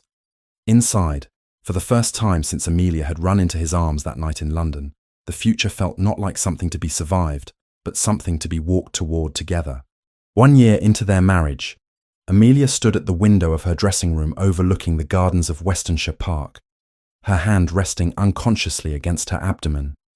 The late spring morning was brilliant with colour, roses climbing the stone walls, lavender nodding in the breeze. But her attention remained fixed inward, on the small, insistent certainty growing within her. She had suspected for weeks. The missed courses, the faint nausea that overtook her some mornings, the strange exhaustion that settled over her by afternoon, despite having done nothing particularly strenuous. But suspicion and certainty were different creatures entirely, and so she had sent quietly for the village physician, Dr. Matthews, asking him to call under the pretense of discussing the school's health curriculum. The examination had been brief and discreet. When Matthews straightened and nodded with professional satisfaction, Amelia felt her heart stutter. "Congratulations, Your Grace," he said simply. "I would estimate you are perhaps 6 to 8 weeks along. You appear in excellent health, but I would recommend consulting a London specialist as the pregnancy advances. His Grace will wish for the very best care, I'm certain." Now, hours later, she stood alone with the knowledge, testing its weight. A child. Their child. The thought filled her with a joy so fierce it frightened her, tangled as it was with the memory of Christopher's first wife, Caroline, who had died bringing a child into the world that never drew breath. She found Christopher that evening in the library, his usual refuge after a day spent managing estate business. He sat in the leather chair by the fire, a stack of correspondence at his elbow, his dark hair slightly dishevelled where he had run his fingers through it. A habit she had learned meant he was troubled by something. He looked up when she entered, his expression softening immediately. "You're pale," he said, rising. "Are you unwell?" "No." She crossed to him, taking his hands in hers. "Quite the opposite, actually. Christopher, I have something to tell you." His green eyes searched her face, and she saw the moment understanding began to dawn, followed swiftly by something that looked like fear. "I saw Dr. Matthews this morning," she continued quietly. "He confirmed what I suspected. We are going to have a child." Christopher went very still. His hands tightened around hers almost painfully, then loosened as if he feared hurting her. "A child," he repeated, the words barely more than a whisper. "Yes." She guided one of his hands to rest against her still flat stomach. "Sometime in the late autumn, he believes." For a long moment, he said nothing. She watched emotions flicker across his face. Joy, terror, hope. And beneath it all, the shadow of old grief. When he finally spoke, his voice was rough. "The last time," he broke off, swallowing hard. "Caroline. She was so fragile, and I did not know how to help her. The labour went on for more than a day, and there was nothing I could do. Nothing. I stood outside that room and listened to her screaming, and when it finally went quiet, I knew. Before they even told me, I knew they were both gone. Amelia drew him down to sit beside her on the settee, keeping his hand pressed against her. "I am not Caroline," she said gently but firmly. "My constitution is stronger, and we will take every precaution. We will bring in the best physician London has to offer. You will not lose me, Christopher. I will not allow it." He let out a breath that might have been a laugh or a sob. "You say that as though sheer determination can overcome any obstacle. It has served me well thus far," she pointed out. "I ran into the arms of a stranger to escape murderers. I married a duke to salvage my reputation. I think I can manage childbirth." This time he did laugh, though it was strained. He pulled her into his arms, holding her as though she were something infinitely precious and infinitely fragile. "I am terrified," he admitted against her hair. "So am I," she whispered. "But I am also happy. Are you not at least a little happy?" He drew back enough to look at her, and now she saw it clearly, the joy beneath the fear. "More than I have words for," he said. "I thought I would never have this again, never dare to have this again, and now we will have it together," she finished. "And whatever comes, we will face it as we have faced everything else." True to his word, Christopher summoned London's most renowned physician within the week. Dr. Atherton was a man in his late 50s with greying temples and a calm, authoritative manner that inspired confidence. He examined Amelia thoroughly, asked detailed questions about her health history, and listened with grave attention when Christopher outlined what had happened during Caroline's labour. "Medical practice has advanced considerably in the past 4 years, Your Grace," Atherton said when Christopher finished. "What you describe sounds like a case where intervention should have been made far earlier. I assure you we will not repeat those errors. Her Grace appears robust, and I see no reason to expect complications. However, I will visit monthly to monitor the pregnancy's progress, and you must send for me immediately if anything seems amiss." The months that followed took on a new texture. Amelia continued her duties as Duchess, but with modifications: shorter walks, no horseback riding, more frequent rests. Christopher was attentive without being suffocating, though she sometimes caught him watching her with an intensity that spoke of barely controlled anxiety. The morning sickness passed after the first months, and Amelia's energy returned. She threw herself into the school project with renewed vigour, determined to see the building completed before the baby arrived. On warm afternoons, she would sit in the garden with plans spread across her lap, making notes and adjustments, while Christopher worked beside her on estate correspondence. It was during one such afternoon in late summer that trouble arrived in the form of a letter. Amelia had gone inside to fetch fresh tea when she found the housekeeper, Mrs. Langley, standing in the entrance hall with a peculiar expression, holding a cheap envelope sealed with red wax. "This came by courier, Your Grace," Mrs. Langley said, her disapproval evident. The man refused to wait for a reply, most irregular. Amelia took the letter, frowning at the unfamiliar hand. When she broke the seal and unfolded the single sheet, her blood went cold. The letter was unsigned, but the writer identified himself as one who had access to certain public records regarding the trial of Lord Edmund Carwell. He had, he wrote, compiled a most interesting narrative about the Duke of Westonshire's marriage, one that painted Edmund as a victim of conspiracy, framed by an ambitious duke and his scheming mistress. The pamphlets were ready for distribution throughout London's coffeehouses and streets, unless, of course, His Grace wished to reconsider certain financial arrangements. A sum of £5,000 would ensure the pamphlets remained unpublished. Instructions for delivery would follow. "Your Grace?" Mrs. Langley's voice seemed to come from a great distance. "You've gone quite pale." "I am well," Amelia managed. "Please ask His Grace to join me in the library immediately." Christopher arrived within minutes, still in his riding clothes, his expression shifting from concern to cold fury as he read the letter. "Percy Whitmore," he said flatly. "I should have expected this. The man makes his living destroying reputations." "Who is Percy Whitmore?" Amelia asked. "A so-called journalist who publishes scandal sheets. Half lies, half truth twisted beyond recognition. All designed to sell copies to those who enjoy seeing their betters humiliated." Christopher crumpled the letter in his fist. He is also a blackmailer, apparently. What do we do? Amelia's hand went protectively to her slightly rounded belly. If he publishes these lies, especially now with the baby coming, we do not pay him. Christopher's voice was steel. The moment we do, he will return with fresh demands. Blackmailers always do. Then what? They stared at each other for a long moment.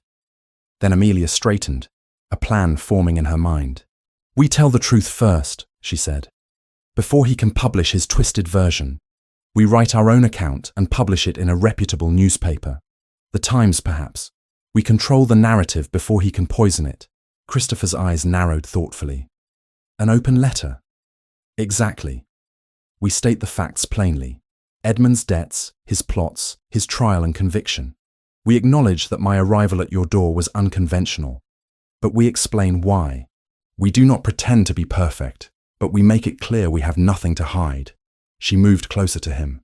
If we do this, we take away his power. He thrives on secrets and scandal. What use is his pamphlet if we have already told the story ourselves? A slow smile spread across Christopher's face. You are brilliant, he said simply.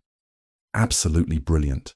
They spent the next 2 days crafting the letter together, sitting side by side at Christopher's desk, arguing over every phrase, stripping away anything that sounded defensive or apologetic.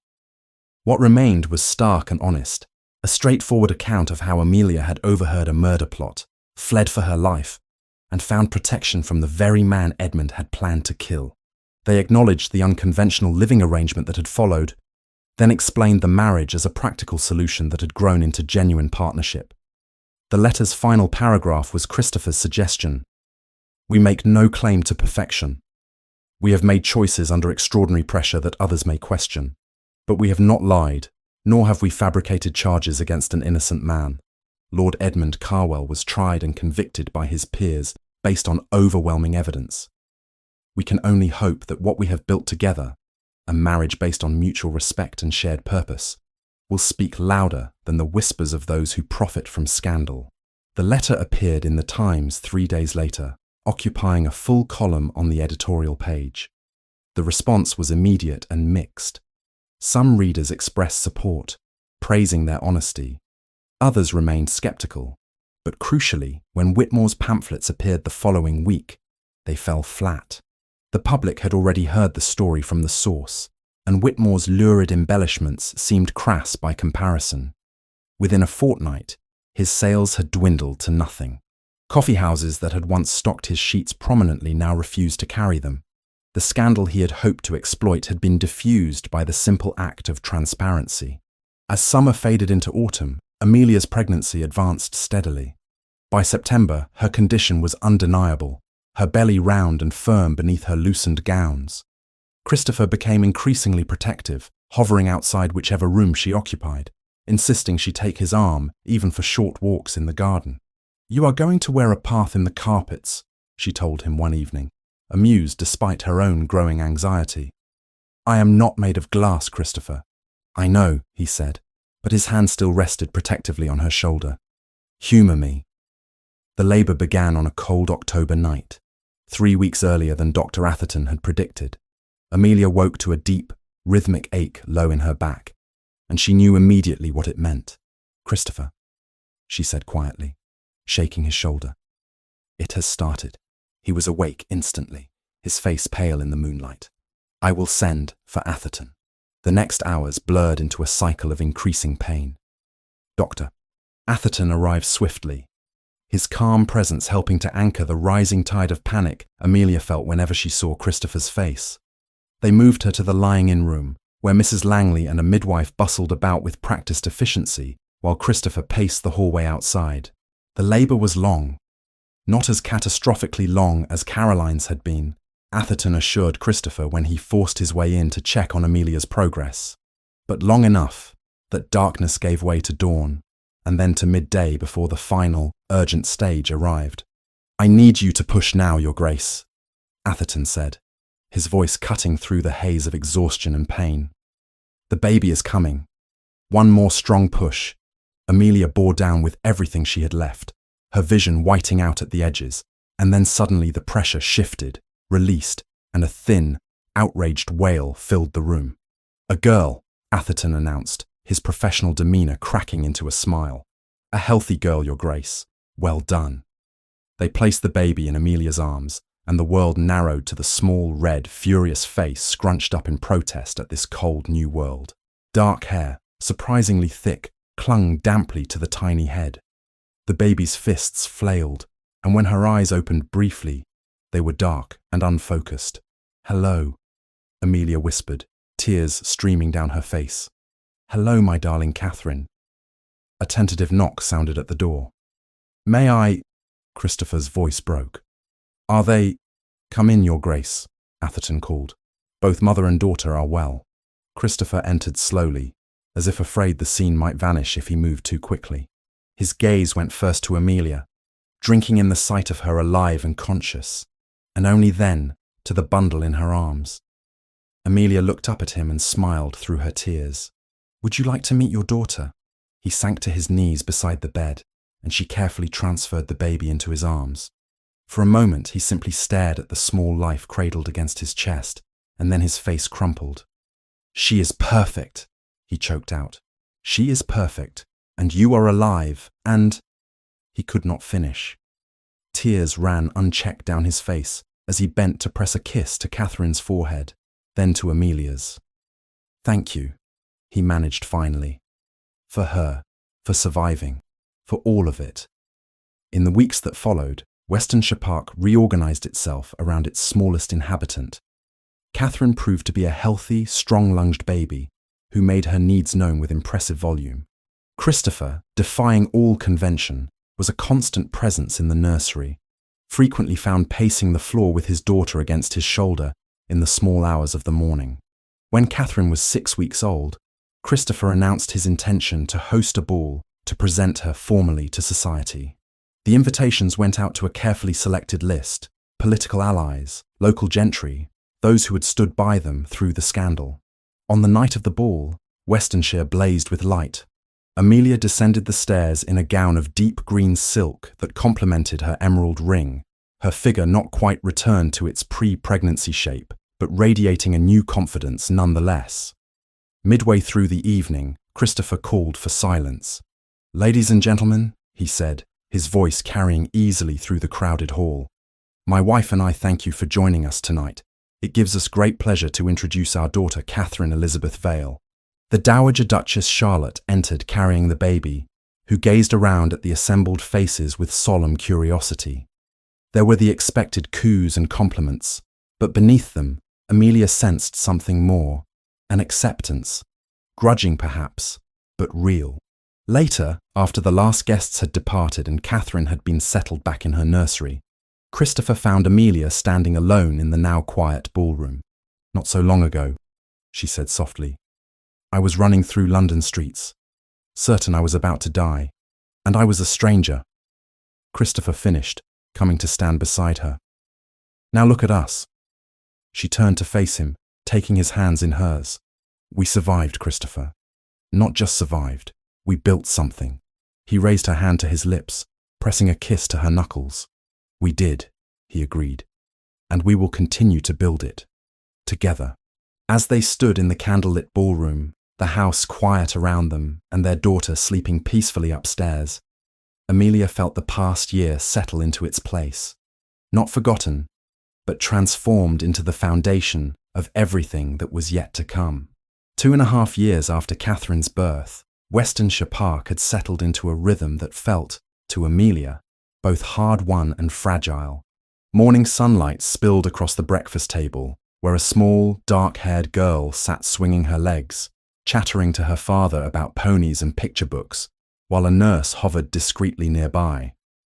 Catherine's eyes, green like Christopher's, sparkled with curiosity, as she quizzed him about everything from the colour of the sky to why birds could fly and people could not.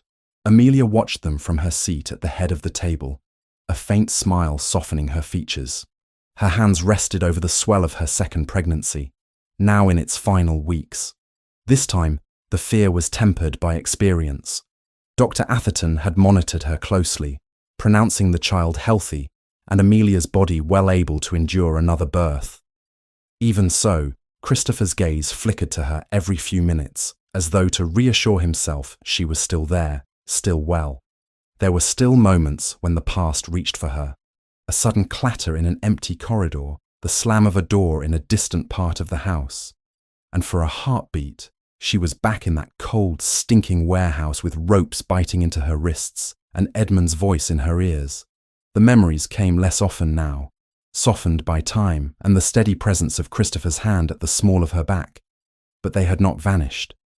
Perhaps they never would.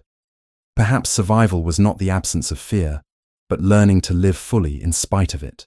The labour with Henry began just before dawn on a mild spring morning. Unlike Catherine's tumultuous arrival, this child came into the world with far less drama. The pains were manageable, the progress steady. Amelia bore down when instructed, and within hours, a robust cry announced the birth of a son. The nurse laughed softly as she wrapped the squirming infant in a clean blanket. "A boy, Your Grace," Dr. Atherton said with quiet satisfaction. "Strong lungs. Both mother and child are in excellent condition." Christopher entered moments later, eyes bright with a mix of relief and awe. Amelia cradled the baby against her chest, his tiny fist curled around the edge of her shift. "Come meet your son," she said, her voice hoarse but full of pride. "Henry." He approached the bed slowly, as though afraid to disturb some sacred balance. When she placed the baby in his arms, his hands were surer than they had been with Catherine. The muscle memory of fatherhood easing the old, jagged edges of fear. "Henry," he repeated, testing the name. "Welcome, my boy." Catherine, brought in briefly under the watchful eye of her nurse, stood on tiptoe to peer at the bundle. "He is very small," she observed gravely. "So were you once," Amelia replied, reaching out to smooth her daughter's dark curls. "You simply grew." "I will help him," Catherine announced. "When he cries." "You already do," Christopher murmured, pressing a kiss to her forehead. In the months that followed, the house adjusted to life as a family of 4. Christopher defied convention once more by being a present, engaged father. He carved out time each day to visit the nursery, to read to Catherine, to walk the halls with a dozing Henry against his shoulder. At first, the staff exchanged surprised glances at the sight of the Duke of Westonshire, balancing a squirming infant while discussing crop yields with the steward, but soon it became a familiar, even cherished image. Amelia, her strength returning swiftly after Henry's birth, expanded the scope of her philanthropic work. The school she had founded before Catherine's arrival now rang with the sounds of children reciting their lessons, chalk scraping across slates, and hesitant voices sounding out letters and words. Amelia visited often, sitting at the back of the room to watch as boys and girls from tenant families mastered their first books. One afternoon, she stood at the door as the children filed out, each pausing to bob a quick curtsy or bow. "How goes it?" Christopher asked, joining her on the path. "They read faster than I did at their age," she said proudly. "The master says several show real promise. There is a girl, Eliza, who devours books as though starved. I see something of myself in her. Then we must ensure she is never starved of them again," he replied. "Order more texts. If the school is to be a model, it must not lack for materials." Her efforts did not stop at education. With Christopher's support, Amelia established a small fund to assist widows and orphans of estate workers who had lost their breadwinners to accidents or illness. She visited cottages where grief still hung heavy in the air, offering not only financial relief but practical help. Arranging apprenticeships for boys, positions in the household for girls, and discreet support for those too proud to ask. Word of the Westonshire's unusual partnership began to spread beyond Kent. In London, politicians and social commentators alike noted that the Duke and Duchess seemed to operate less as lord and decorative consort and more as a team. Christopher brought forward bills in Parliament to improve working conditions in factories and mines, often citing stories he had heard from tenants or cases Amelia had brought to his attention. "Your Grace," one fellow peer remarked over brandy in a London club, "you speak of children in mills as though you have seen them personally." "I have not," Christopher replied calmly, "but my wife has spoken to those who have. I trust her judgment. Such public acknowledgement was rare and did not go unnoticed. Whispered comments about the formidable Duchess began to replace the old, ugly speculation about how their marriage had begun. In the 3rd year after Catherine's birth, a letter arrived at Westonshire bearing the heavy seal of the prison authorities. Christopher stood in his study, the afternoon light slanting across his desk. As he broke the seal and read, "Edmund is dead," he said quietly when Amelia entered a few minutes later. She paused, reading the set of his shoulders, the tension in his jaw. How? Fever. It swept through the prison. He lasted 3 days. She approached slowly, resting a hand on his arm. "How do you feel?" she asked. It was not an idle question. He let the letter fall to the desk. "Relieved," he admitted, "and ashamed of that relief. We were raised together, you know. As boys we shared tutors and fishing rods and mischief. Somewhere along the way, our paths diverged so completely that I scarcely recognized the man he became. And yet, here I am, glad that he is gone, if only because it means he can no longer harm anyone." "Relief is not the same as rejoicing," Amelia said gently. "You are not glad he suffered. You are glad that chapter of your life is closed." "Perhaps." He gazed out the window at the distant line of trees. He made his own choices, but I cannot help wondering if I could have done more.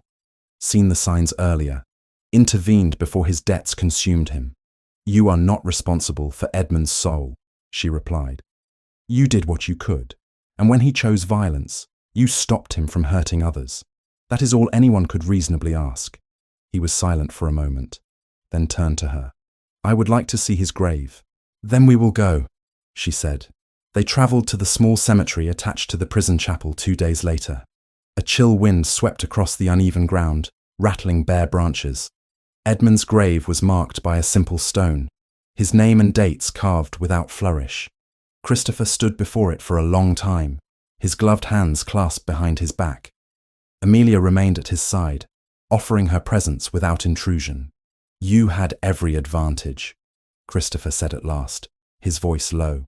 "A name, an education, a place in the world, and yet you chose this." He shook his head.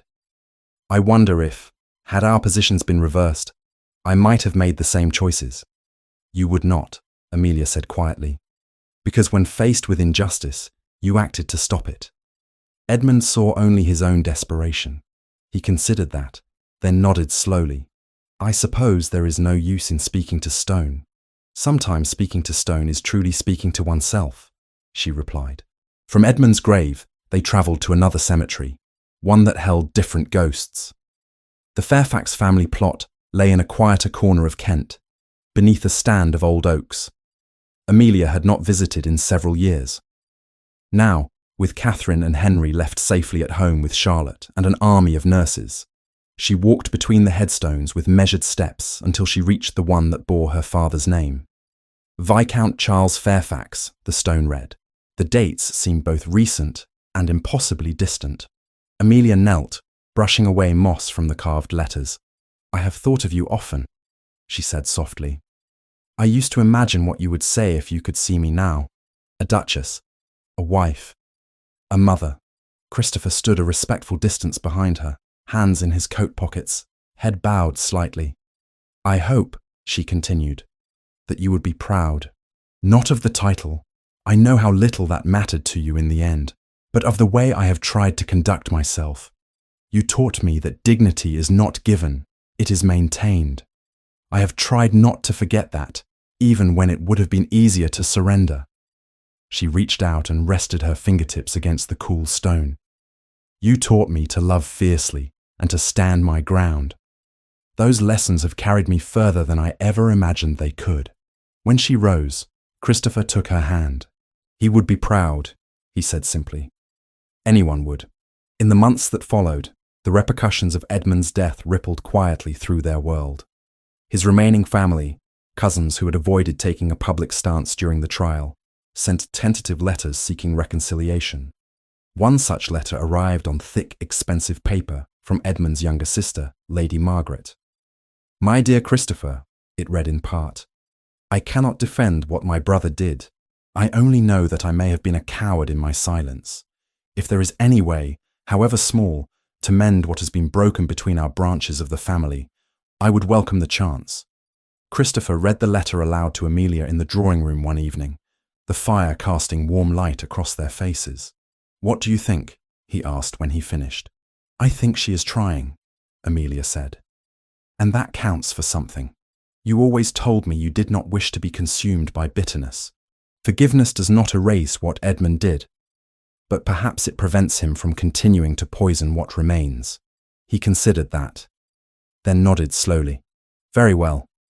We will invite Margaret to visit, carefully, with boundaries." The first meeting was awkward.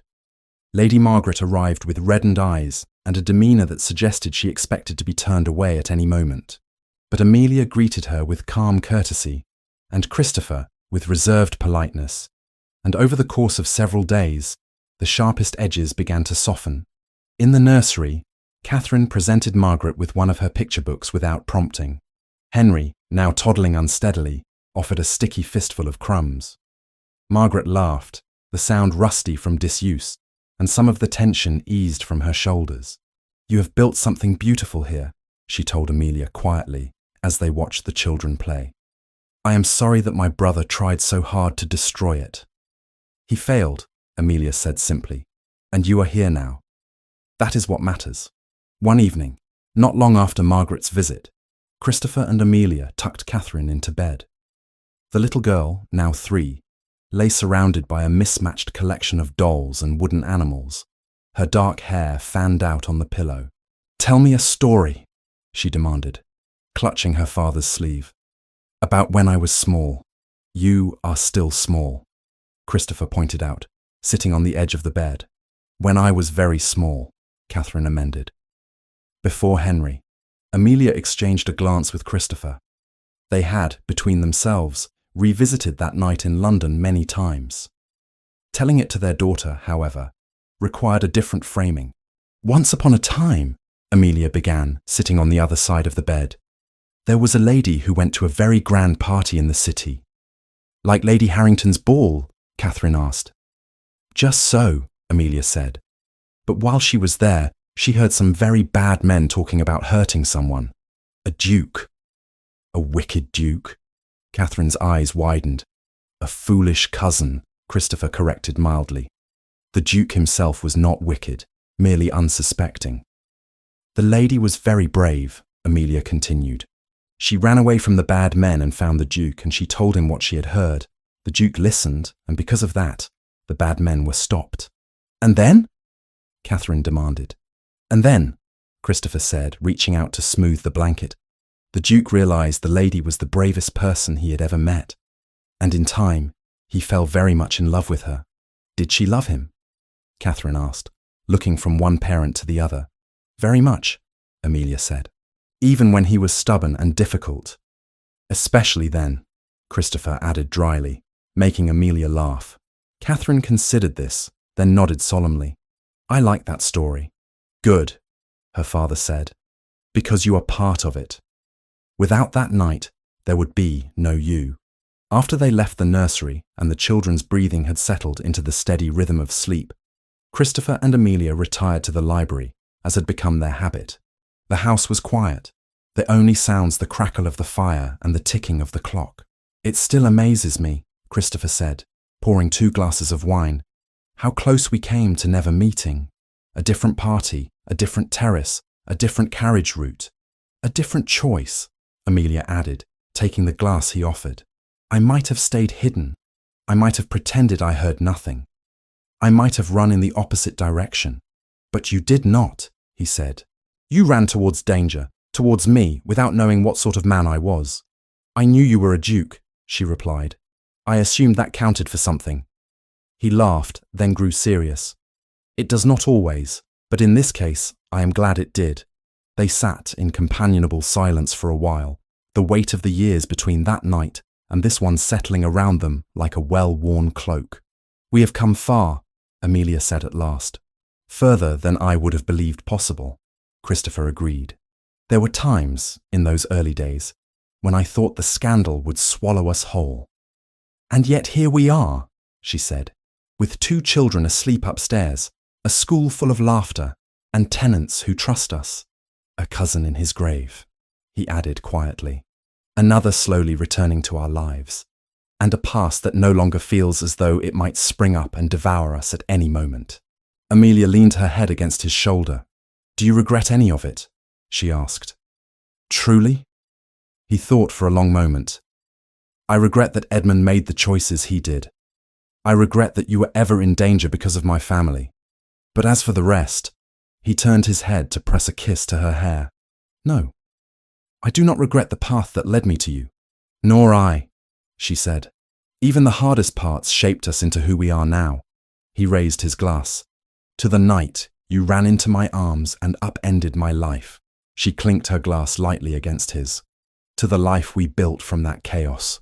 As the fire burned low and the house settled into sleep, they sat together in the quiet. Two people who had faced down scandal, violence, and grief, and come through not unscarred, but undeniably whole. The circle felt, if not closed, then complete enough to rest upon for a while before turning toward whatever the future might bring. 7 years after the night Amelia Fairfax ran through the streets of London and into the arms of the Duke of Westonshire, Westonshire Park stood as a testament to how completely a life could be remade. It was late summer, the kind of golden evening when the light lingers over the hills and the air carries the faint scent of cut hay. From the nursery windows on the upper floor, the sounds of children's laughter drifted out. The high, clear voice of 6-year-old Catherine, reading something in great, dramatic tones, the answering peal of 3-year-old Henry's giggles, and the softer, contented babble of baby Thomas from his cradle. In the adjoining sitting room, Amelia watched the scene through the open nursery door for a moment before entering. Catherine sat cross-legged on the rug, a book open in her lap, carefully sounding out a passage to her younger brother, who made a tower of wooden blocks and knocked it over at particularly exciting moments in the story. And then the knight said, Catherine began, then broke off as she noticed her mother. Mamma, Henry is not listening properly. Henry is constructing his own tale, Amelia said, smiling as she crossed the room. One with far more destruction, it seems. Henry looked up at her with Christopher's green eyes and an impish grin. The dragon knocks the tower down, he explained, sending the blocks tumbling again. In that case, Amelia replied, the knight will simply have to build it again. She bent over the cradle where Thomas lay, round and pink-cheeked, his tiny fists waving as he studied the world with solemn blue eyes. At barely a few months old, he was already the quietest of the three, content to watch and listen. How is our philosopher today? She murmured, smoothing a hand over his downy fair hair. He likes when I read, Catherine said. He moves his hands just like this. She demonstrated a vigorous flailing. Then you must keep reading to him, Amelia said. Between the three of you, there will be no lack of stories in this house. A nurse entered to begin the children's evening routine, and Amelia kissed each child in turn, Catherine's forehead, Henry's crown, which already smelled faintly of grass and mischief, Thomas's soft cheek, before leaving them to their baths and bedtime. She found Christopher in his study, surrounded by neatly stacked papers. The light from the setting sun slanted across the room, gilding the edges of leather-bound volumes and picking out strands of silver at his temples that had not been there 7 years before. You are late, he said without looking up, though the warmth in his tone took any sting from the words. I thought the children had eaten you alive. Henry did attempt to feed me a wooden soldier, she replied, coming to lean against the edge of his desk. But I managed to negotiate an exchange. I read them a chapter. They allowed me to escape. He looked up then, his eyes softening as they took in the familiar details. The pale blue of her gown, the loose tendrils of golden hair that had escaped her chignon, the faint tiredness at the corners of her eyes that came from managing a household, 3 children, and half a county's worth of charitable endeavours. You have ink on your finger, he observed, reaching for her hand. School reports? Always, she said wryly. The master sent the latest lists. Our Westonshire school now has 72 pupils enrolled, and there are inquiries from neighbouring estates asking if their children might attend as well. Which proves what I told you, Christopher said, turning her hand over and brushing his thumb across her knuckles. What you began here was never meant to remain only ours. It is a model others are eager to follow. The school had grown beyond anything Amelia had first envisioned. What had started as a single-room building for estate children had expanded. An additional classroom, a small library, a teacher's cottage. Visitors from other counties had come to see it, to observe the strange spectacle of farmers' sons and daughters, reading, writing, and learning arithmetic, as though such things were their right. "And in London?" she asked. "How did the vote go?" He smiled. The slow, genuine smile that had become more frequent in recent years. It passed. Barely, but it passed. Regulations on working hours for children in factories will be tightened. It is not everything we hoped for, but it is a beginning. In that case, you will need to find a new cause to torment your fellow peers, Amelia said. "You are becoming known as a dangerous man, Christopher." "I should hope so," he replied. A duke must justify his existence somehow. There was a knock at the door. The butler appeared, bowing slightly. "Your Graces, the carriage is ready. If you wish to arrive at the palace in good time." "Of course," Christopher said. "Thank you, Harrison. We will be down presently." When the invitation from the Queen had arrived a month earlier, bearing the royal seal and a carefully worded commendation for their notable contributions to social welfare and education, Amelia had stared at it for a long time, a strange mixture of disbelief and vindication washing over her. 7 years ago, she had been dismissed from a lady's service in disgrace. Now the Crown itself saw fit to honour her work. In their bedchamber, she stood before the mirror while her maid fastened the sapphire blue evening gown she had chosen for the occasion. The colour brought out the brightness of her eyes, and the cut flattered a figure that bore the subtle changes of 3 pregnancies with ease and grace. Around her neck, she wore a necklace of modest but elegant diamonds. On her finger, as always, gleamed the emerald engagement ring and the simple gold wedding band. Christopher came in as she pinned the last strand of hair into place. He wore evening black and white, his star and sash of a recent Order of Merit, adding formal splendour to his already imposing figure. "You are beautiful," he said simply, coming to stand behind her. Their eyes met in the mirror. "I suspect Her Majesty will struggle to remember she invited us for our minds." "It would not hurt you to let her think otherwise," Amelia replied. "You have spent years battering her ministers with reforms. A little distraction might be welcome." He slipped an arm around her waist, drawing her back against him for a moment. "Do you remember," he asked quietly, "the first time you borrowed a gown? At the Carwell ball?" She did. Pale blue silk. Years out of fashion but carefully maintained. Borrowed from Lady Hutchinson's cousin, because Amelia owned nothing suitable. How out of place she had felt in that glittering room. How invisible. And then, how suddenly, dangerously visible. "I remember everything about that night," she said, "especially the part where I nearly broke my neck on your front steps." "You did not," he said. "You broke my solitude instead. It was a far cleaner wound." The carriage ride to the palace took them through streets that had seen their story from beginning to end.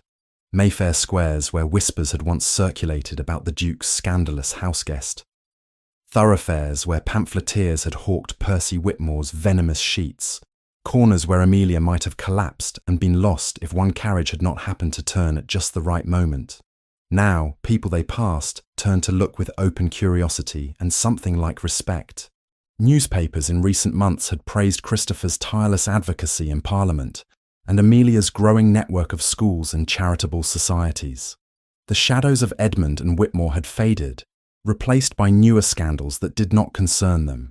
At the palace, they joined a procession of guests ascending marble steps beneath towering columns. Inside, the great hall shimmered with candlelight and gold leaf, the air rich with the mingled scents of perfume, beeswax, and polished wood. Liveried footmen guided them through a sequence of anterooms until they reached the vast state dining chamber. Amelia had never been in such a room before.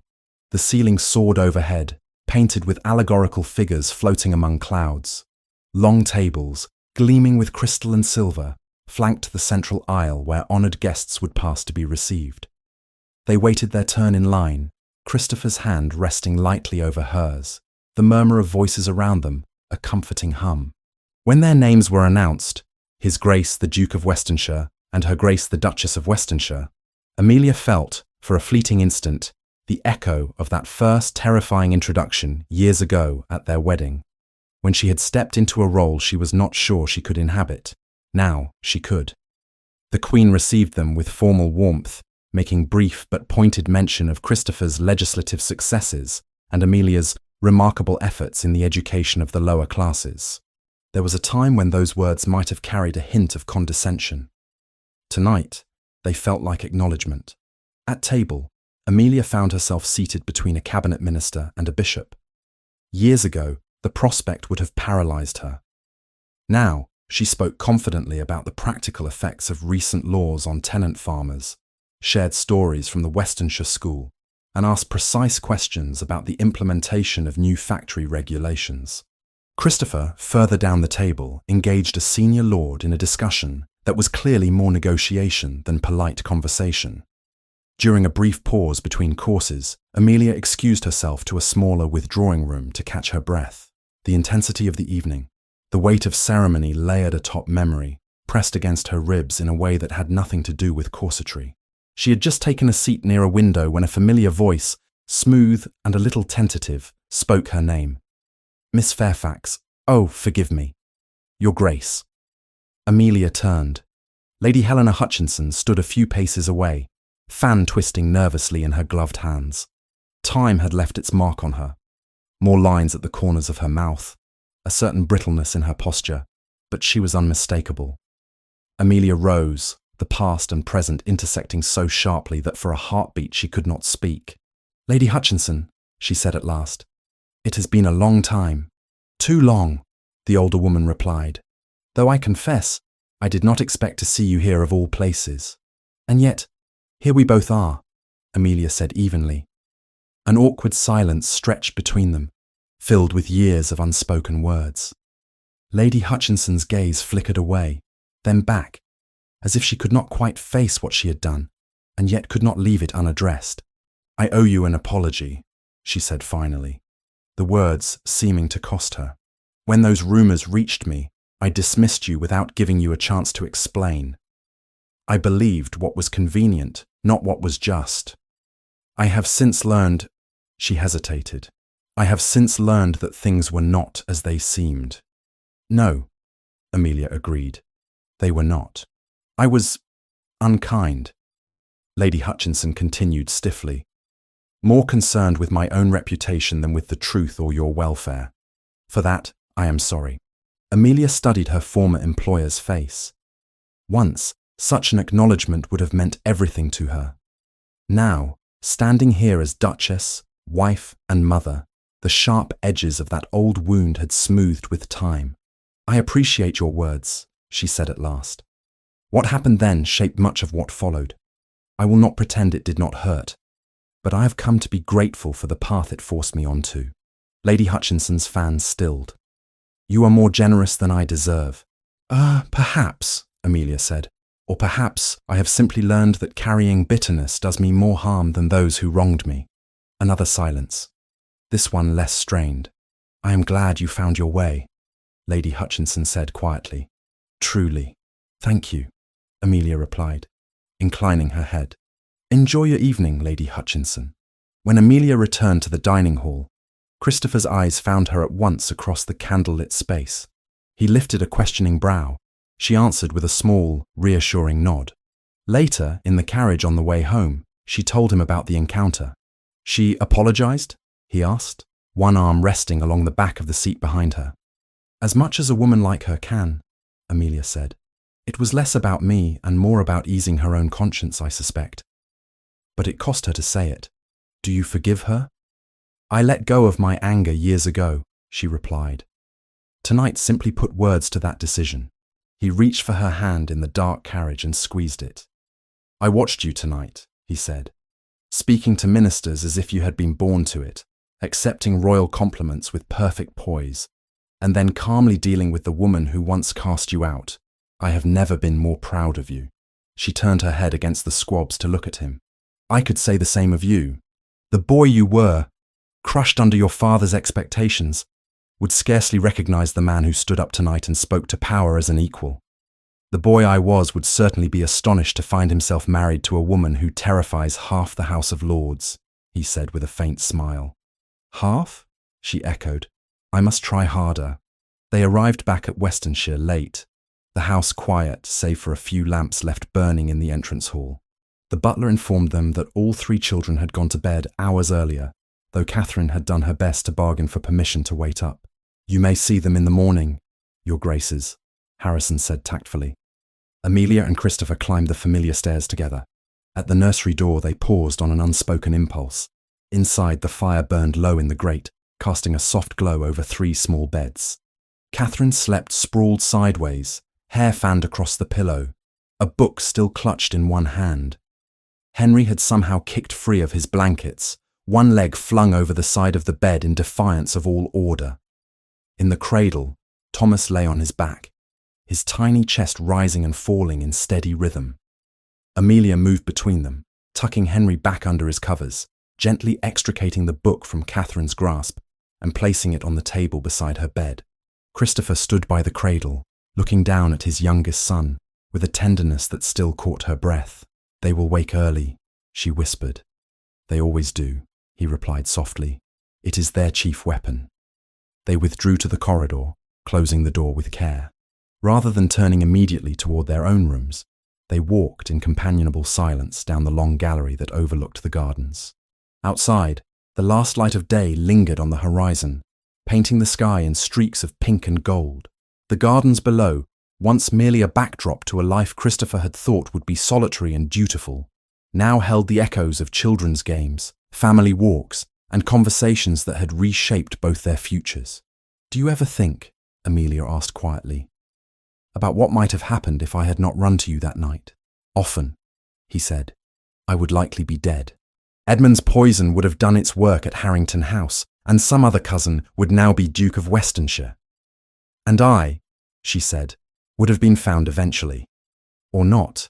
Either way, I would have been lost. He stopped, turning to face her fully. You saved my life, he said simply, and I saved yours. There is no version of that night worth imagining in which we do not find each other. She considered that, then nodded slowly. We have told Catherine a softened version of the story, she said. One with fewer villains and less running. She is 6, he pointed out. We have time to add layers. They resumed walking, their shoulders brushing lightly. When we visited my father's grave, Amelia said after a moment, I told him I hoped he would be proud of me. Of us. Sometimes, when I watch the children, or see the school full, or hear of one of your bills passing, I feel as though I can almost hear him approving. I feel the same when I think of my mother, Christopher replied. She longed for a life less constrained by appearances, more concerned with substance. I like to believe she would approve of how we have chosen to use what we were given. They reached the end of the gallery, where tall windows overlooked the oldest part of the gardens, the very walk where, years ago, they had taken some of their first, tentative steps toward understanding one another. Now, the paths were familiar, the flower beds grown fuller under Amelia's direction, the benches worn smooth by use. Without speaking, they turned and descended the stairs leading outside. The evening air was cool on their faces, the last birds calling to one another in the hedges. They walked slowly along the gravel path, their footsteps crunching softly. Do you remember, Amelia said, how uncertain everything felt when we first walked here together? I was your guest, your problem, your scandal. You were a stranger who happened to be a duke. I remember thinking, he said, that you were the most infuriatingly self-possessed woman I had ever met. You had lost everything and yet refused to beg. It was inconvenient and deeply compelling. She laughed quietly. I remember thinking you were far kinder than you pretended to be. Beneath all that reserve, there was a man who took his duties seriously, who wanted to do right even when it cost him.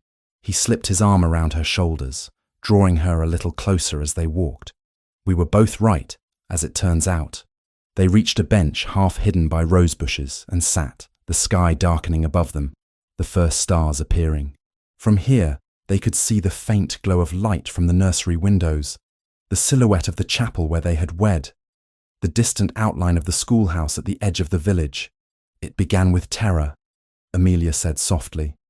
With me running for my life and you choosing to believe a wild story from a stranger. For so long that night felt like a wound I could not stop prodding. Now when I think of it, I feel, she searched for the word, gratitude. So do I, Christopher said. Not for the danger itself, but for what it forced us to become. Left to my own devices, I would have continued as I was, dutiful, withdrawn, half alive. You shattered that, and you gave me back a sense of worth, she replied. Not because you made me a duchess, but because you treated me as an equal when I had nothing to offer you but the truth. They sat in silence for a while, watching the last light drain from the sky. Whatever comes next, Amelia said eventually. We have already faced more than most. Murder plots, trials, scandal, childbirth. Percy Whitmore, Christopher added dryly. Indeed, she agreed. I feel as though the universe has exhausted its more dramatic tricks. Do not tempt it, he replied. But yes, whatever storms arrive, we have weathered enough to trust that we can stand together through them. He turned to look at her, the fading light catching the familiar planes of his face, the lines at his eyes that spoke of laughter and worry, and years lived fully. I love you, he said simply. I know, she answered, the words warm and steady. And I love you. They rose at last, the chill of the evening deepening. As they walked back toward the house, its windows glowing softly against the encroaching dark, Amelia glanced back once at the gardens, at the path they had just walked. A desperate run had brought her here. Now, she walked by choice at an easy pace beside the man she had chosen and who had chosen her in return. The life they had built, full of work and duty and noise and love, felt less like a miracle now, and more like the natural outcome of two people who had refused to surrender to fear or to the stories others tried to write for them. Inside, their children slept, their projects waited, the future stretched out in ways neither of them could fully see. But whatever lay ahead, it would be faced as everything else had been since that first night, together.